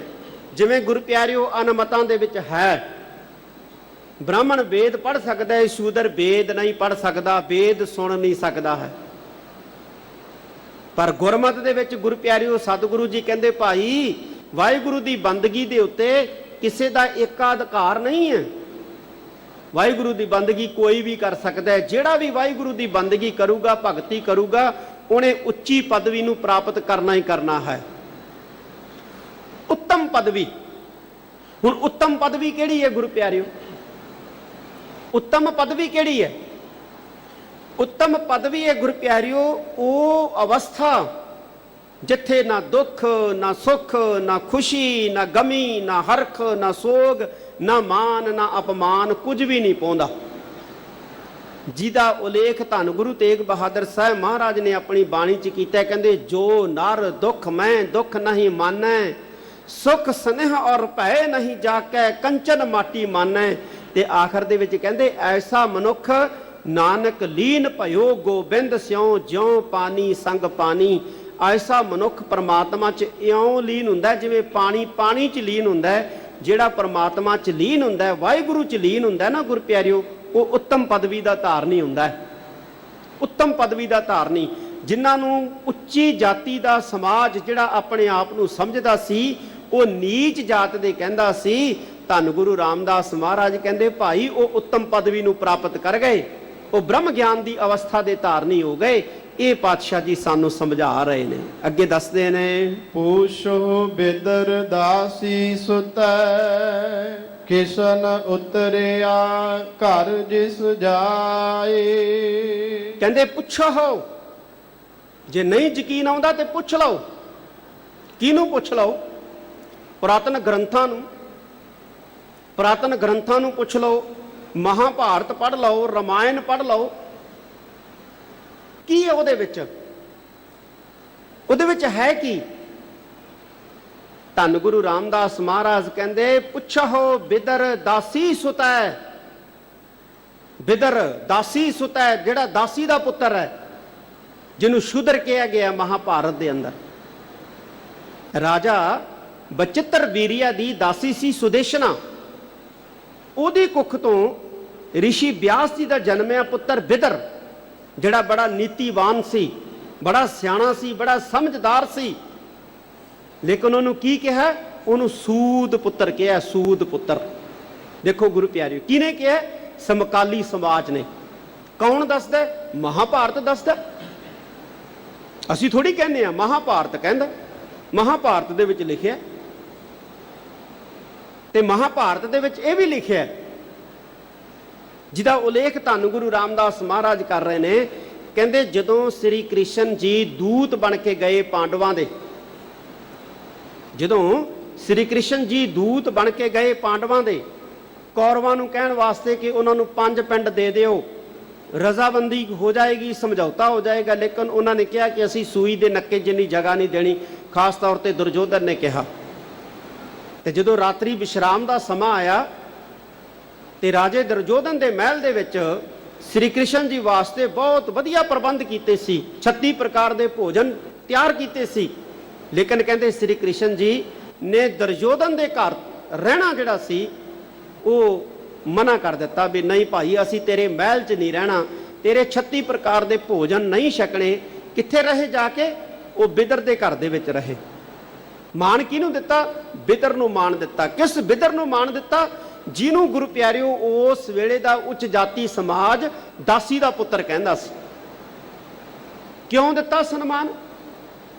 ਕਿਉਂਕਿ ਉਹਦੇ ਅੰਦਰ ਪ੍ਰੇਮ ਸੀ, ਉਹਦੇ ਅੰਦਰ ਸਿਆਣਪ ਸੀ, ਉਹਦੇ ਅੰਦਰ ਸ਼੍ਰਿਸ਼ਟਾਚਾਰ ਸੀ, ਉਹਦੇ ਅੰਦਰ ਸੰਸਕਾਰ ਸੀ, ਉਹਦੇ ਅੰਦਰ ਪ੍ਰਭੂ ਦੀ ਭਗਤੀ ਸੀ, ਪ੍ਰਮਾਤਮਾ ਦਾ ਪਿਆਰ ਸੀ। ਤੇ ਧੰਨ ਗੁਰੂ ਰਾਮਦਾਸ ਮਹਾਰਾਜ ਉਦਾਹਰਣ ਦਿੰਦੇ ਨੇ, ਕਹਿੰਦੇ ਪੁੱਛੋ ਬਿਦਰ ਦਾਸੀ ਸੁਤੈ, ਕਿਸ਼ਨ ਉਤਰਿਆ ਘਰ ਜਿਸ ਜਾਏ। ਕਈਆਂ ਨੂੰ ਗੁਰੂ ਪਿਆਰਿਓ ਸਾਡੇ ਐਸੇ ਵੀਰ ਨੇ ਨਾ, ਜਿਨ੍ਹਾਂ ਨੂੰ ਕਈ ਲਫ਼ਜ਼ਾਂ ਤੋਂ ਫੋਬੀਆ ਹੋ ਗਿਆ। ਕਈ ਐਸੇ ਪੁਰਾਤਨ ਧਾਰਮਿਕ ਗ੍ਰੰਥਾਂ ਦੇ, ਹਿੰਦੂ ਧਰਮ ਗ੍ਰੰਥਾਂ ਦੇ ਵਿੱਚ ਨਾਂ ਆਉਂਦੇ ਨੇ ਜਿਨ੍ਹਾਂ ਤੋਂ ਫੋਬੀਆ ਹੋ ਗਿਆ। ਹੁਣ ਇਹ ਪੰਕਤੀ ਨੂੰ ਕਿਵੇਂ ਬਾਹਰ ਕੱਢਾਂਗੇ ਅਸੀਂ ਭਾਈ? ਇਹਦੇ 'ਚ ਤਾਂ ਕ੍ਰਿਸ਼ਨ ਜੀ ਦਾ ਵੀ ਜ਼ਿਕਰ ਆਇਆ, ਇਹਦੇ 'ਚ ਤਾਂ ਬਿਦਰ ਦਾ ਵੀ ਜ਼ਿਕਰ ਆਇਆ। ਸਾਨੂੰ ਮਹਾਭਾਰਤ ਦੀ ਇਹ ਕਹਾਣੀ ਪੜ੍ਹਨੀ ਪਊਗੀ ਵੀ ਕਿਵੇਂ ਉਤਰਿਆ ਬਿਦਰ ਜਾ ਕੇ ਸ੍ਰੀ ਕ੍ਰਿਸ਼ਨ ਦੇ ਘਰੇ। ਉਹ ਮਾਫ ਕਰਨਾ, ਸ੍ਰੀ ਕ੍ਰਿਸ਼ਨ ਕਿਵੇਂ ਉਤਰੇ ਜਾ ਕੇ ਬਿਦਰ ਦੇ ਘਰੇ। ਕਿੱਥੋਂ ਪੜਾਂਗੇ ਅਸੀਂ? ਇਹ ਮਹਾਭਾਰਤ 'ਚੋਂ ਦੇਖਣਾ ਪਊਗਾ। ਕਹਿੰਦੇ ਪੁੱਛੋ ਬਿਦਰ ਦਾਸੀ ਸੁਤੈ, ਕਿਸ਼ਨ ਉਤਰਿਆ ਘਰ ਜਿਸ ਜਾਏ। ਤੇ ਸਮਝਾ ਕੀ ਰਹੇ ਨੇ ਧੰਨ ਗੁਰੂ ਰਾਮਦਾਸ ਮਹਾਰਾਜ? ਸਮਝਾ ਇਹ ਰਹੇ ਨੇ ਕਿ ਸੰਸਕਾਰ ਦਾ ਮੁੱਲ ਹੈ, ਭਗਤੀ ਦਾ ਮੁੱਲ ਹੈ, ਸਿਆਣਪ ਦਾ ਮੁੱਲ ਹੈ, ਸਮਝਦਾਰੀ ਦਾ ਮੁੱਲ ਹੈ, ਪੈਸੇ ਦਾ ਮੁੱਲ ਨਹੀਂ ਹੈ। ਜੇ ਪੈਸੇ ਦਾ ਮੁੱਲ ਹੁੰਦਾ ਤੇ ਸ੍ਰੀ ਕ੍ਰਿਸ਼ਨ ਜੀ ਦੁਰਯੋਧਨ ਦੇ ਘਰੇ ਰਾਤ ਰਹਿੰਦੇ, ਕਿਉਂਕਿ ਉਹਦੇ ਕੋਲੇ ਪੈਸਾ ਬਹੁਤ ਸੀ। ਉਹਦੇ ਮਹਿਲ ਦੇ ਵਿੱਚ 36 ਪ੍ਰਕਾਰ ਦੇ ਭੋਜਨ ਸੀ। ਤੇ ਸਾਡੇ ਸਿੱਖ ਇਤਿਹਾਸ ਦੇ ਵਿੱਚ ਵੀ ਘਟਨਾ, ਜਦੋਂ ਗੁਰੂ ਨਾਨਕ ਸਾਹਿਬ ਮਹਾਰਾਜ ਏਮਨਾਬਾਦ ਜਾਂਦੇ ਨੇ ਤੇ ਮਲਕ ਭਾਗੋ ਦੇ 36 ਪ੍ਰਕਾਰ ਦੇ ਮਾਲਪੂੜੇ ਤਿਆਗ ਕੇ ਕਿਹਦੇ ਘਰੇ ਰਹਿੰਦੇ ਨੇ? ਭਾਈ ਲਾਲੋ ਜੀ ਦੇ ਘਰੇ ਰਹਿੰਦੇ ਨੇ। ਭਾਈ ਲਾਲੋ ਜੀ ਦੇ ਘਰੇ ਰਹਿ ਕੇ ਕੀ ਛਕਦੇ ਨੇ? ਕੋਦਰੇ ਦੀ ਰੋਟੀ ਖਾਂਦੇ ਨੇ। ਕਿਉਂ? ਮਲਕ ਭਾਗੋ ਦੇ ਪਕਵਾਨ ਛੱਡ ਕੇ ਭਾਈ ਲਾਲੋ ਦੀ ਕੋਧਰੇ ਦੀ ਰੋਟੀ ਕਿਉਂ ਪ੍ਰਵਾਨ ਕੀਤੀ? ਕਿਉਂਕਿ ਭਾਈ ਲਾਲੋ ਦੇ ਅੰਦਰ ਬੰਦਗੀ ਸੀ, ਭਗਤੀ ਸੀ, ਸੇਵਾ ਸੀ, ਸਿਮਰਨ ਸੀ, ਨਿਮਰਤਾ ਸੀ। ਮਲਕ ਭਾਗੋ ਦੇ ਅੰਦਰ ਉਹ ਨਹੀਂ ਸੀ। ਤੇ ਧੰਨ ਗੁਰੂ ਨਾਨਕ ਦੇਵ ਜੀ ਮਹਾਰਾਜ ਰਾਜੇ ਸ਼ਿਵਨਾਭ ਦੇ ਵੀ ਮਹਿਲ ਚ ਗਏ ਉਹਦੀ ਬੇਨਤੀ ਕਰਨ ਤੇ। ਧੰਨ ਗੁਰੂ ਨਾਨਕ ਸਾਹਿਬ ਮਹਾਰਾਜ ਨੇ ਇਹ ਨਹੀਂ ਦੇਖਿਆ ਕਿ ਇਹ ਰਾਜਾ ਹੈ, ਇਹ ਗਰੀਬ ਹੈ, ਕੁੱਲੀ ਚ ਰਹਿੰਦਾ ਹੈ। ਧੰਨ ਗੁਰੂ ਨਾਨਕ ਸਾਹਿਬ ਜੀ ਨੇ ਕੀ ਦੇਖਿਆ? ਉਹਨਾਂ ਨੇ ਪ੍ਰੇਮ ਦੇਖਿਆ, ਭਗਤੀ ਦੇਖੀ ਹੈ, ਸੇਵਾ ਦੇਖੀ ਹੈ, ਸਿਮਰਨ ਦੇਖਿਆ ਔਰ ਭਾਵਨਾ ਦੇਖੀ ਹੈ। ਅੱਜ ਵੀ ਸਤਿਗੁਰੂ ਭਾਵਨਾ ਦੇਖਦੇ ਗੁਰੂ ਪਿਆਰਿਓ, ਅੱਜ ਵੀ ਸਤਿਗੁਰੂ ਭਾਵਨਾ ਦੇਖਦਾ ਹੈ। ਜੇ ਭਾਵਨਾ ਕਿਸੇ ਅਮੀਰ ਦੇ ਅੰਦਰ ਹੈ, ਸਤਿਗੁਰੂ ਨੂੰ ਉਹ ਵੀ ਪ੍ਰਵਾਨ ਹੈ। ਭਾਵਨਾ ਕਿਸੇ ਗਰੀਬ ਦੇ ਅੰਦਰ ਹੈ, ਸਤਿਗੁਰੂ ਨੂੰ ਉਹ ਵੀ ਪ੍ਰਵਾਨ ਹੈ। ਜੇ ਭਾਵਨਾ ਨਹੀਂ ਹੈ, ਭਾਵੇਂ ਕੋਈ ਅਮੀਰ ਹੈ, ਭਾਵੇਂ ਕੋਈ ਗਰੀਬ ਹੈ, ਗੁਰੂ ਨੂੰ ਨਹੀਂ ਪ੍ਰਵਾਨ ਗੁਰੂ ਪਿਆਰਿਓ। ਇਸ ਕਰਕੇ ਧੰਨ ਗੁਰੂ ਰਾਮਦਾਸ ਮਹਾਰਾਜ ਕਹਿੰਦੇ, ਪੁੱਛੋ ਬਿਦਰ ਦਾਸੀ ਸੁਤੈ ਕਿਸਨ ਉਤਰਿਆ ਘਰ ਜਿਸ ਜਾਏ। ਜਿਹਦੇ ਘਰ ਦੇ ਵਿੱਚ ਸ੍ਰੀ ਕ੍ਰਿਸ਼ਨ ਜੀ ਉਤਰੇ ਜਾ ਕੇ ਪੁੱਛੋ, ਕਹਿੰਦੇ ਬਿਦਰ ਨੂੰ, ਜਿਹੜੇ ਦਾਸੀ ਦੇ ਪੁੱਤਰ ਕਹੇ ਜਾਂਦੇ ਸੀ, ਸੂਦ ਪੁੱਤਰ, ਸੂਦ ਕਿਹਾ ਜਾਂਦਾ ਸੀ ਜਿਨ੍ਹਾਂ ਨੂੰ। ਇਹ ਧੰਨ ਗੁਰੂ ਰਾਮਦਾਸ ਮਹਾਰਾਜ ਦੱਸਦੇ ਨੇ। ਅੱਗੇ ਉਹੀ ਰਹਾਉ ਦੀ ਪੰਕਤੀ ਹੈ ਜਿਹਦੇ ਚ ਜ਼ਿਕਰ ਕਰਦੇ ਨੇ, ਹਰ ਕੀ ਅਕਥ ਕਥਾ ਸੁਨਹੁ ਜਨ ਭਾਈ। ਜਿਤ ਸਹਸਾ ਦੁਖ ਭੂਖ ਸਭ ਲਹਿ ਜਾਏ। ਕਹਿੰਦੇ ਹਰ ਕੀ ਅਕਥ ਕਥਾ ਸੁਣੋ ਜਨ ਭਾਈ। ਹੇ ਭਾਈ ਜਨੋ, ਵਾਹਿਗੁਰੂ ਦੀ ਸਿਫਤ ਸਲਾਹ ਦੀ ਅਕਥ ਕਥਾ ਸੁਣੋ। ਜਿਤ ਸਹਸਾ ਦੁਖ ਭੂਖ ਸਭ ਲੈ ਜਾਏ। ਜਿਸ ਦੇ ਨਾਲ ਸਹਸਾ ਦੁੱਖ ਭੁੱਖ ਸਾਰਾ ਲੈ ਜਾਂਦਾ ਹੈ। ਰਹਾਉ ਰਵਿਦਾਸ ਚਮਾਰ ਉਸਤਤ ਕਰੇ। ਹਰ ਕੀਰਤ ਨਿਮਖ ਇੱਕ ਗਾਏ। ਹੁਣ ਗੁਰੂ ਪਿਆਰਿਓ, ਦੂਸਰੀ ਉਦਾਹਰਣ ਜਿਹੜੀ ਦਿੱਤੀ ਹੈ ਨਾ ਸਤਿਗੁਰਾਂ ਨੇ, ਇਹ ਬਾਬਾ ਰਵਿਦਾਸ ਭਗਤ ਜੀ ਦੀ ਦਿੱਤੀ। ਕਹਿੰਦੇ ਰਵਿਦਾਸ ਚਮਾਰ ਉਸਤਤ ਕਰੇ, ਜਿਸ ਨੂੰ ਸਮਕਾਲੀ ਸਮਾਜ ਚਮਾਰ ਕਹਿੰਦਾ ਸੀ। ਉਹ ਮਹਾਪੁਰਖ ਭਗਤ ਰਵਿਦਾਸ ਜੀ ਉਸਤਤ ਕਰਦੇ ਨੇ। ਕਿਹਦੀ ਉਸਤਤ ਕਰਦੇ ਨੇ? ਹਰ ਕੀਰਤ, ਹਰੀ ਦੀ ਕੀਰਤੀ। ਕਦੋਂ ਕਰਦੇ ਨੇ? ਕਹਿੰਦੇ ਨਿਮਖ ਇੱਕ ਗਾਏ। ਇੱਕ ਇੱਕ ਨਿਮਖ, ਇੱਕ ਇੱਕ ਪਲਕ ਝਪਕਣ ਜਿੰਨੇ ਸਮੇਂ ਲਈ, ਭਾਵ ਹਰ ਸਮੇਂ ਹਰ ਦਮ ਮਹਾਪੁਰਖ ਭਗਤ ਰਵਿਦਾਸ ਜੀ ਅਕਾਲ ਪੁਰਖ ਦੀ ਕੀਰਤੀ ਗਾਉਂਦੇ, ਅਕਾਲ ਪੁਰਖ ਦੀ ਕੀਰਤੀ ਕਰਦੇ। ਤੇ ਜਿਹੜੇ ਉੱਚ ਜਾਤੀ ਦੇ ਪੰਡੇ ਸੀ, ਉਹ ਉਹਨਾਂ ਨੂੰ ਨੀਵਾਂ ਕਹਿੰਦੇ, ਉਹ ਉਹਨਾਂ ਨੂੰ ਚਮਾਰ ਕਹਿ ਕੇ ਭੰਡਦੇ। ਤੇ ਫਿਰ ਹੋਇਆ ਕੀ? ਫਿਰ ਹੋਇਆ ਕੀ ਗੁਰੂ ਪਿਆਰਿਓ? ਤਾਂ ਧੰਨ ਗੁਰੂ ਰਾਮਦਾਸ ਮਹਾਰਾਜ ਅਗਲੀ ਪੰਕਤੀ ਚ ਦੱਸਦੇ ਨੇ, ਪਤਿਤ ਜਾਤ ਉਤਮ ਪਿਆ। ਚਾਰ ਵਰਨ ਪਏ ਪਗ ਆਏ। ਪਤਿਤ ਜਾਤ, ਲੋਕ ਕਹਿੰਦੇ ਸੀ ਕਿ ਇਹਨਾਂ ਦੀ ਜਾਤੀ ਪਤਿਤ ਹੈ। ਖਾਸ ਤੌਰ ਤੇ ਪੰਡੇ ਕਹਿੰਦੇ ਸੀ ਬਨਾਰਸ ਦੇ ਕਿ ਇਹਨਾਂ ਦੀ ਜਾਤੀ ਜਿਹੜੀ ਆ ਉਹ ਪਤਿਤ ਹੈ। ਕਹਿੰਦੇ ਦੇਖੋ, ਜਿਨ੍ਹਾਂ ਨੂੰ ਪੰਡਤ ਕਹਿੰਦੇ ਸੀ ਨਾ ਕਿ ਇਹਨਾਂ ਦੀ ਜਾਤੀ ਪਤਿਤ ਹੈ, ਕਹਿੰਦੇ ਉਹ ਪਤਿਤ ਜਾਤ ਦੇ ਜਿਹੜੇ ਕਹੇ ਜਾਂਦੇ ਸੀ ਉੱਤਮ ਭਇਆ, ਉਹ ਤਾਂ ਉੱਤਮ ਹੋ ਗਏ, ਉਹ ਤਾਂ ਉੱਤਮ ਹੋ ਗਏ। ਚਾਰ ਵਰਨ ਪਏ ਪਗ ਆਏ, ਤੇ ਚਾਰੇ ਵਰਨ ਉਹਨਾਂ ਦੇ ਪੈਰੀਂ ਆ ਕੇ ਪੈ ਗਏ। ਜਦੋਂ ਵਾਹਿਗੁਰੂ ਦੀ ਬੰਦਗੀ ਕਰਨ ਲੱਗ ਪਏ, ਭਗਤੀ ਕਰਨ ਲੱਗ ਪਏ, ਤਾਂ ਚਾਰੇ ਵਰਨ ਭਾਵ ਕੀ ਹੈ? ਬ੍ਰਾਹਮਣ ਵੀ, ਖੱਤਰੀ ਵੀ, ਵੈਸ਼ ਵੀ, ਸ਼ੂਦਰ ਵੀ, ਜਿਹੜੇ ਚਾਰੇ ਵਰਨ ਕਹੇ ਜਾਂਦੇ ਸੀ, ਇਹ ਉਹਨਾਂ ਦੇ ਚਰਨਾਂ 'ਚ ਆ ਗਏ। ਇੰਨੇ ਉੱਤਮ ਹੋ ਗਏ, ਇੰਨੇ ਉੱਤਮ ਹੋ ਗਏ ਕਿ ਚਾਰੇ ਵਰਨ ਉਹਨਾਂ ਦੇ ਪੈਰਾਂ 'ਚ ਆ ਕੇ ਪੈ ਗਏ। ਇਸ ਗੱਲ ਦਾ ਉਲੇਖ ਖੁਦ ਗੁਰੂ ਪਿਆਰਿਓ ਬਾਬਾ ਰਵਿਦਾਸ ਭਗਤ ਜੀ ਨੇ ਆਪਣੀ ਬਾਣੀ 'ਚ ਕੀਤਾ। ਕਿੱਥੇ ਕਰਦੇ ਨੇ? ਉਹ ਕਹਿੰਦੇ ਰਵਿਦਾਸ ਢਵੰਤਾ ਢੋਰ ਨੀਤ ਤਿੰਨ ਤਿਆਗੀ ਮਾਇਆ। ਸਤਿਗੁਰਾਂ ਨੇ ਵੀ ਗੁਰੂ ਪਿਆਰਿਓ ਪ੍ਰਮਾਣ ਦਿੱਤਾ ਕਿ ਭਾਈ ਪੁਰਖੋ, ਜਿਹੜੇ ਮਰੇ ਹੋਏ ਪਸ਼ੂਆਂ ਦਾ ਚੰਮ ਢੋਣ ਵਾਲੇ ਭਾਈਚਾਰੇ ਦੇ ਵਿੱਚ ਪੈਦਾ ਹੋਏ, ਲੇਕਿਨ ਪਰਮਾਤਮਾ ਦੀ ਬੰਦਗੀ ਕੀਤੀ, ਭਗਤੀ ਕੀਤੀ, ਚਾਰੇ ਵਰਨ ਜਿਹੜੇ ਸੀ ਉਹਨਾਂ ਦੇ ਆ ਕੇ ਪੈਰੀ ਪੈ ਗਏ। ਚਾਰੇ ਵਰਨ ਉਹਨਾਂ ਦੇ ਪੈਰੀ ਪੈ ਗਏ। ਤੇ ਭਗਤ ਰਵਿਦਾਸ ਜੀ ਗੁਰੂ ਪਿਆਰਿਓ ਖੁਦ ਵੀ ਕਰਦੇ ਨੇ। ਕਹਿੰਦੇ ਭਾਈ ਪੁਰਖੋ, ਅਸੀਂ ਤਾਂ ਪਰਮਾਤਮਾ ਦੀ ਬੰਦਗੀ ਕੀਤੀ, ਭਗਤੀ ਕੀਤੀ। ਨਾਗਰ ਜਨਾ ਮੇਰੀ ਜਾਤ ਬਖਿਆਤ ਚਮਾਰੰਗ।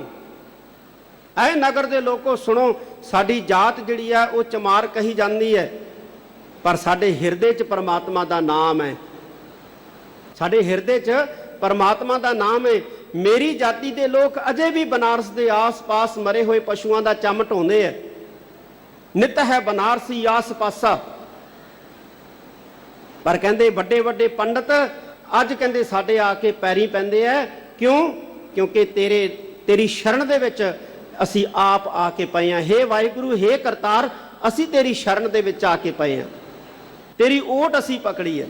ਤਾਂ ਇੱਥੇ ਧੰਨ ਗੁਰੂ ਰਾਮਦਾਸ ਮਹਾਰਾਜ ਵੀ ਗੁਰੂ ਪਿਆਰਿਓ ਬਾਬਾ ਭਗਤ ਰਵਿਦਾਸ ਜੀ ਦੀ ਗੱਲ ਨੂੰ ਹੀ ਤਸਦੀਕ ਕਰ ਰਹੇ ਨੇ। ਉਹਨਾਂ ਦੀ ਗੱਲ ਨੂੰ ਵੀ ਹੀ ਤਸਦੀਕ ਕਰ ਰਹੇ ਨੇ ਕਿ ਭਾਈ ਬਿਲਕੁਲ ਸਹੀ। ਅੱਜ ਚਾਰੇ ਵਰਣ ਜਿਹੜੇ ਨੇ ਉਹਨਾਂ ਨੂੰ ਪੂਜਦੇ ਨੇ, ਜਿਨ੍ਹਾਂ ਨੂੰ ਕਿਸੇ ਸਮੇਂ ਸਮਾਜ ਜਿਹੜਾ ਹੈ ਉਹ ਨੀਵੀਂ ਜਾਤੀ ਦਾ ਕਹਿੰਦਾ ਸੀ। ਇਹ ਪਾਤਸ਼ਾਹ ਜੀ ਦੱਸਦੇ ਨੇ, ਨਾਮ ਦੇ ਪ੍ਰੀਤ ਲੱਗੀ ਹਰ ਸੇਤੀ, ਲੋਕ ਛਿਪਾ ਕਹਿ ਬੁਲਾਏ। ਨਾਮ ਦੇ ਪ੍ਰੀਤ ਲੱਗੀ ਹਰ ਸੇਤੀ। ਮਹਾਪੁਰਖ ਬਾਬਾ ਭਗਤ ਨਾਮਦੇਵ ਜੀ ਕਹਿੰਦੇ ਉਹਨਾਂ ਦੀ ਪ੍ਰੀਤ ਲੱਗ ਗਈ ਪ੍ਰਮਾਤਮਾ ਨਾਲ। ਨਾਮ ਦੇ ਪ੍ਰੀਤ ਲੱਗੀ। ਮਹਾਰਾਜ ਕਿਹਦੇ ਨਾਲ ਪ੍ਰੀਤ ਲੱਗੀ? ਕਹਿੰਦੇ ਹਰ ਸੇਤੀ। ਹਰ ਦਾ ਮਤਲਬ ਹੈ ਵਾਹਿਗੁਰੂ, ਹਰੀ। ਸੇਤੀ ਦਾ ਮਤਲਬ ਹੁੰਦਾ ਨਾਲ। ਵਾਹਿਗੁਰੂ ਦੇ ਨਾਲ ਪ੍ਰੀਤ ਲੱਗ ਗਈ। ਤੇ ਲੋਕ ਪਤਾ ਕੀ ਕਹਿੰਦੇ ਸੀ? ਕਹਿੰਦੇ ਲੋਕ ਛੀਪਾ ਕਹੈ ਬੁਲਾਏ। ਇਹ ਪੰਕਤੀ ਸਪਸ਼ਟ ਕਰਦੀ ਹੈ ਕਿ ਜਿਹੜੇ ਸ਼ਬਦ ਵਰਤੇ ਹੈ ਨਾ ਗੁਰੂ ਪਿਆਰਿਓ ਧੰਨ ਗੁਰੂ ਰਾਮਦਾਸ ਮਹਾਰਾਜ ਨੇ, ਨੀਚ ਜਾਤ ਜਾਂ ਪਤਤ ਜਾਤ, ਇਹ ਲੋਕ ਕਹਿੰਦੇ ਸੀ। ਇਹ ਲੋਕ ਕਹਿੰਦੇ ਸੀ ਗੁਰੂ ਪਿਆਰਿਓ ਕਿ ਨੀਵੀਂ ਜਾਤ ਹੈ, ਪਤਤ ਜਾਤ ਹੈ। ਇੱਥੇ ਸਪਸ਼ਟ ਕਰ ਰਹੇ ਨੇ, ਨਾਮ ਦੇ ਪ੍ਰੀਤ ਲੱਗੀ ਹਰ ਸੇਤੀ, ਲੋਕ ਛੀਪਾ ਕਹੈ ਬੁਲਾਏ। ਲੋਕ ਛੀਪਾ ਕਹਿੰਦੇ ਸੀ, ਛਿੰਬਾ ਕਹਿੰਦੇ ਸੀ। ਤੇ ਹੋਇਆ ਕੀ ਗੁਰੂ ਪਿਆਰਿਓ? ਭਗਤ ਨਾਮਦੇਵ ਜੀ ਬਾਬਾ ਜੀ ਦੀ ਪ੍ਰੀਤ ਲੱਗੀ ਜਦੋਂ, ਤੇ ਫਿਰ ਹੋਇਆ ਕੀ? ਤਾਂ ਦੱਸਦੇ ਨੇ, ਖੱਤਰੀ ਬ੍ਰਾਹਮਣ ਪਿੱਠ ਦੇ ਛੋਡੇ, ਹਰ ਨਾਮ ਦੇਵ ਲਿਆ ਮੁਖ ਲਾਏ। ਉਹ ਜਿਹੜੇ ਆਪਣੇ ਆਪ ਨੂੰ ਉੱਚੀ ਜਾਤੀ ਦੇ ਸਮਝਦੇ ਸੀ ਨਾ, ਖੱਤਰੀ ਸਮਝਦੇ ਸੀ, ਬ੍ਰਾਹਮਣ ਸਮਝਦੇ ਸੀ, ਕਹਿੰਦੇ ਵਾਹਿਗੁਰੂ ਨੇ, ਪ੍ਰਮਾਤਮਾ ਨੇ, ਕਹਿੰਦੇ ਖੱਤਰੀ ਬ੍ਰਾਹਮਣ ਜਿਹੜੇ ਆਪਣੇ ਆਪ ਨੂੰ ਸਮਝਦੇ ਸੀ, ਪਿੱਠ ਦੇ ਛੋਡੇ, ਉਹਨਾਂ ਨੂੰ ਪਿੱਠ ਦੇ ਛੱਡ ਦਿੱਤਾ। ਮੂੰਹ ਘੁਮਾ ਲਿਆ ਉਹਨਾਂ ਵਾਸੋਂ। ਤੇ ਮੂੰਹ ਕਿਹੜੇ ਪਾਸੇ ਕਰ ਲਿਆ? ਕਹਿੰਦੇ ਹਰ ਨਾਮ ਦਿਓ ਲੀਆ ਮੁਖ ਲਾਏ। ਤੇ ਭਗਤ ਨਾਮਦੇਵ ਜੀ ਮਹਾਪੁਰਖ ਨੂੰ ਆਪਣੇ ਨਾਲ ਲਾ ਲਿਆ। ਉਹਨਾਂ ਵੱਲੇ ਮੂੰਹ ਘੁਮਾ ਲਿਆ, ਪਿੱਠ ਕਰ ਲਈ ਉਹਨਾਂ ਵੱਲੇ ਪ੍ਰਮਾਤਮਾ ਨੇ, ਵਾਹਿਗੁਰੂ ਨੇ, ਜਿਹੜੇ ਆਪਣੇ ਆਪ ਨੂੰ ਉੱਚੀ ਜਾਤੀ ਦਾ ਸਮਝਦੇ ਸੀ। ਅੱਜ ਵੀ ਗੁਰੂ ਪਿਆਰਿਓ ਜਿਹੜੇ ਅਕਾਲ ਪੁਰਖ ਪਰਮੇਸ਼ਵਰ ਨੂੰ ਪਾਉਣਾ ਚਾਹੁੰਦੇ ਆ ਨਾ, ਉਹ ਇਹਨਾਂ ਵਿਤਕਰੇ ਬਾਜ਼ੀਆਂ ਤੋਂ ਰਹਿਤ ਹੁੰਦੇ ਆ, ਜਿਹੜੇ ਜਾਤੀ ਹੰਕਾਰ ਦੇ ਵਿੱਚ ਭਿੱਜੇ ਆ। ਇੱਕ ਗੱਲ ਚੇਤੇ ਰੱਖਣਾ, ਧੰਨ ਗੁਰੂ ਰਾਮਦਾਸ ਮਹਾਰਾਜ ਦੀ ਇਹ ਪਾਵਨ ਪੰਕਤੀ ਗਵਾਹ ਹੈ। ਅੱਜ ਵੀ ਜਿਹੜੇ ਆਪਣੇ ਆਪ ਨੂੰ ਉੱਚ ਜਾਤੀ ਦੇ ਸਮਝਦੇ ਆ, ਕਦੇ ਪ੍ਰਮਾਤਮਾ ਉਹਨਾਂ ਵੱਲੇ ਮੁੱਖ ਨਹੀਂ ਕਰਦਾ ਗੁਰੂ ਪਿਆਰਿਓ। ਮੁੱਖ ਉਹਨਾਂ ਵੱਲ ਨਹੀਂ ਕਰਦਾ ਜਿਹੜੇ ਬੰਦਗੀ ਕਰਦੇ ਨੇ, ਜਿਹੜੇ ਭਗਤੀ ਕਰਦੇ ਨੇ, ਚਾਹੇ ਉਹ ਉੱਚ ਜਾਤੀ ਦੇ ਬ੍ਰਾਹਮਣ ਹੈ ਤੇ ਚਾਹੇ ਗੁਰੂ ਪਿਆਰਿਓ ਉਹ ਨੀਵੀਂ ਜਾਤੀ ਦੇ ਕਹੇ ਜਾਂਦੇ ਆ। ਜਿਹੜੇ ਬੰਦਗੀ ਕਰਦੇ ਆ, ਭਗਤੀ ਕਰਦੇ ਆ। ਦੋ ਤਿੰਨ ਉਦਾਹਰਣਾਂ ਗੁਰੂ ਪਿਆਰਿਓ ਧੰਨ ਗੁਰੂ ਰਾਮਦਾਸ ਮਹਾਰਾਜ ਨੇ ਦਿੱਤੀਆਂ ਨੇ। ਇੱਕ ਬਿਦਰ ਜੀ ਦੀ ਉਦਾਹਰਣ ਦਿੱਤੀ ਹੈ, ਇੱਕ ਮਹਾਪੁਰਖ ਬਾਬਾ ਰਵਿਦਾਸ ਜੀ ਦੀ ਉਦਾਹਰਣ ਦਿੱਤੀ ਹੈ, ਦੂਜੀ ਮਹਾਪੁਰਖ ਬਾਬਾ ਨਾਮਦੇਵ ਜੀ ਦੀ ਉਦਾਹਰਣ ਦਿੱਤੀ ਹੈ। ਕਹਿੰਦੇ ਭਾਈ ਪੁਰਖੋ, ਖੱਤਰੀ ਬ੍ਰਾਹਮਣ ਪਿੱਠ ਦੇ ਛੋਡੇ, ਹਰ ਨਾਮ ਦਿਓ ਲੀਆ ਮੁਖ ਲਾਏ। ਨਾਮਦੇਵ ਜੀ ਨੂੰ ਮੁਖ ਦੇ ਨਾਲ ਪਰਮੇਸ਼ਵਰ ਨੇ ਲਾ ਲਿਆ। ਇਹ ਧੰਨ ਗੁਰੂ ਰਾਮਦਾਸ ਮਹਾਰਾਜ ਜ਼ਿਕਰ ਕਰਦੇ ਨੇ, ਜਿਤਨੇ ਭਗਤ ਹਰ ਸੇਵਕਾ, ਮੁਖ 68 ਤੀਰਥ, ਤਿੰਨ ਤਿਲਕ ਕਢਾਏ।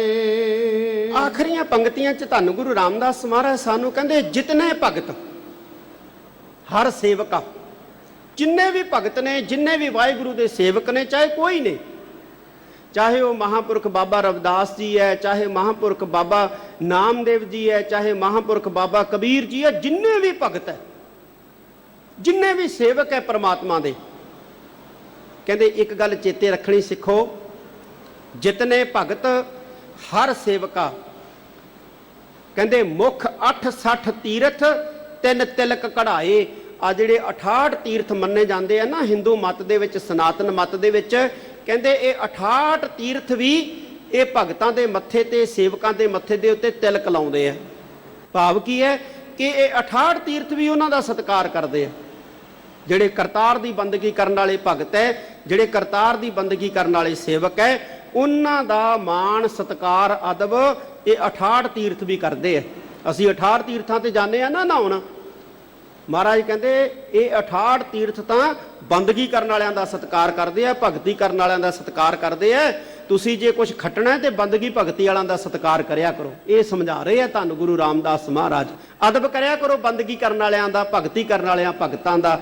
ਇਹ ਪਾਤਸ਼ਾਹ ਜੀ ਦੱਸਦੇ ਨੇ, ਜਦ ਨਾਨਕ ਤਿਨ ਕਉ ਆਨੰਦਿਨ ਪਰਸੇ, ਜੇ ਕਿਰਪਾ ਕਰੇ ਹਰ ਰਾਏ। ਆਖਰ ਦੇ ਵਿੱਚ ਧੰਨ ਗੁਰੂ ਰਾਮਦਾਸ ਮਹਾਰਾਜ ਕਹਿੰਦੇ ਜੇ ਕਿਰਪਾ ਕਰੇ ਹਰ ਰਾਏ, ਜੇ ਕਿਤੇ ਕਿਰਪਾ ਕਰ ਦੇਵੇ, ਕੌਣ ਕਿਰਪਾ ਕਰ ਦੇਵੇ? ਹਰ ਰਾਏ, ਹਰੀ ਪਾਤਸ਼ਾਹ ਵਾਹਿਗੁਰੂ। ਜੇ ਕਿਤੇ ਵਾਹਿਗੁਰੂ ਕਿਰਪਾ ਕਰ ਦੇਵੇ, ਜਨ ਨਾਨਕ ਤਿਨ ਕਉ ਅਨ ਦਿਨ ਪਰਸੇ। ਅਸੀਂ ਤਾਂ ਭਾਈ ਕਹਿੰਦੇ ਇਹਨਾਂ ਨੂੰ ਹਰ ਰੋਜ਼ ਪਰਸਿਆ ਕਰੀਏ, ਹਰ ਰੋਜ਼ ਛੋਇਆ ਕਰੀਏ, ਹਰ ਰੋਜ਼ ਇਹਨਾਂ ਦਾ ਸਤਿਕਾਰ ਕਰਿਆ ਕਰੀਏ। ਕਿੰਨਾ ਦਾ ਗੁਰੂ ਪਿਆਰਿਓ, ਜੇ ਵਾਹਿਗੁਰੂ ਕਿਰਪਾ ਕਰਦੇ ਅਸੀਂ ਤਾਂ ਹਰ ਰੋਜ਼ ਹੀ ਇਹਨਾਂ ਦਾ ਸਤਿਕਾਰ ਕਰਿਆ ਕਰੀਏ, ਹਰ ਰੋਜ਼ ਹੀ ਇਹਨਾਂ ਦੇ ਚਰਨਾਂ ਨੂੰ ਛੋਇਆ ਕਰੀਏ। ਕਿੰਨਾ ਦੇ? ਜਿਹੜੇ ਭਗਤ ਨੇ, ਬੰਦਗੀ ਕਰਨ ਵਾਲੇ, ਭਗਤੀ ਕਰਨ ਵਾਲੇ, ਸੇਵਾ ਕਰਨ ਵਾਲੇ। ਇਹਨਾਂ ਦਾ ਸਤਿਕਾਰ ਕਰੀਏ, ਇਹਨਾਂ ਦਾ ਮਾਣ ਕਰੀਏ, ਇਹਨਾਂ ਦਾ ਅਦਬ ਕਰੀਏ। ਜੇ ਕਿਤੇ ਸਾਡੇ ਤੇ ਮਾਲਕ ਕਿਰਪਾ ਕਰਦੇ। ਇਹ ਧੰਨ ਗੁਰੂ ਰਾਮਦਾਸ ਮਹਾਰਾਜ ਗੁਰ ਪਿਆਰਿਓ ਸਾਨੂੰ ਸਮਝਾ ਰਹੇ ਨੇ। ਇਸ ਦੇ ਨਾਲ ਹੀ ਨਿਸ਼ਚਿਤ ਕੀਤਾ ਸਮਾਂ ਹੋ ਚੁੱਕਿਆ, ਆਪਾਂ ਸਮਾਪਤੀ ਕਰਦੇ ਹਾਂ। ਇਤਿਹਾਸ ਗੁਰਬਾਣੀ ਬਹੁਤ ਅਗਮ ਅਗਾਧ ਬੋਧ ਹੈ, ਵਿਚਾਰਦਿਆਂ ਭੁੱਲਾਂ ਹੋ ਜਾਂਦੀਆਂ ਨੇ। ਸੰਗਤ ਸਤਿਗੁਰੂ ਜੀ ਬਖਸ਼ਣ ਯੋਗ ਹੈ, ਖਿਮਾ ਦੇ ਜਾਚਕ ਹਾਂ।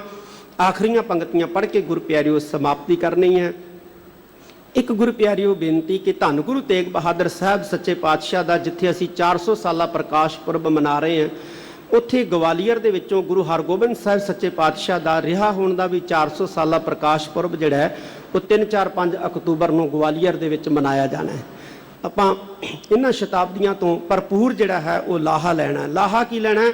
ਅਸੀਂ ਗੁਰੂ ਕੇ ਸਿਧਾਂਤ ਨੂੰ ਜਾਣਨਾ ਹੈ, ਗੁਰੂ ਕੀ ਮਰਿਆਦਾ ਜਿਹੜੀ ਹੈ ਗੁਰੂ ਪਿਆਰਿਓ ਇਸ ਦਾ ਧਾਰਨੀ ਬਣਨਾ ਹੈ, ਨਿਤਨੇਮੀ ਬਣਨਾ ਹੈ, ਭਜਨ ਸਿਮਰਨ ਦੇ ਧਾਰਨੀ ਬਣਨਾ ਹੈ। ਆਓ ਆਖਰੀਆਂ ਪੰਕਤੀਆਂ ਪੜ੍ਹੀਏ। ਜਿਤਨੇ ਭਗਤ ਹਰ ਸੇਵਕਾ, ਮੁਖ 68 ਤੀਰਥ ਤਿਨ ਤਿਲਕ ਕਢਾਏ। ਜਨ ਨਾਨਕ ਤਿਨ ਕਉ ਅਨ ਦਿਨ ਪਰਸੇ, ਜੇ ਕਿਰਪਾ ਕਰੇ ਹਰ ਰਾਏ। ਵਾਹਿਗੁਰੂ ਜੀ ਕਾ ਖਾਲਸਾ, ਵਾਹਿਗੁਰੂ ਜੀ ਕੀ ਫਤਿਹ। ਵਾਹਿਗੁਰੂ ਜੀ ਕਾ ਖਾਲਸਾ, ਵਾਹਿਗੁਰੂ ਜੀ ਕੀ ਫਤਿਹ। ਸ਼ੇਰੇ ਪੰਜਾਬ ਗੁਰਬਾਣੀ YouTube ਚੈਨਲ ਨੂੰ ਵੱਧ ਤੋਂ ਵੱਧ ਸਬਸਕ੍ਰਾਈਬ ਕਰੋ ਤੇ ਇਸ ਤੇ ਗੁਰਬਾਣੀ, ਸ਼ਬਦ ਕੀਰਤਨ ਤੇ ਇਤਿਹਾਸ ਨਾਲ ਵੱਧ ਤੋਂ ਵੱਧ ਜੁੜ ਕੇ ਆਨੰਦ ਮਾਣੋ ਤੇ ਆਪਣੀ ਜ਼ਿੰਦਗੀ ਨੂੰ ਸਫਲ ਕਰੋ। ਵਾਹਿਗੁਰੂ ਜੀ ਕਾ ਖਾਲਸਾ, ਵਾਹਿਗੁਰੂ ਜੀ ਕੀ ਫਤਿਹ।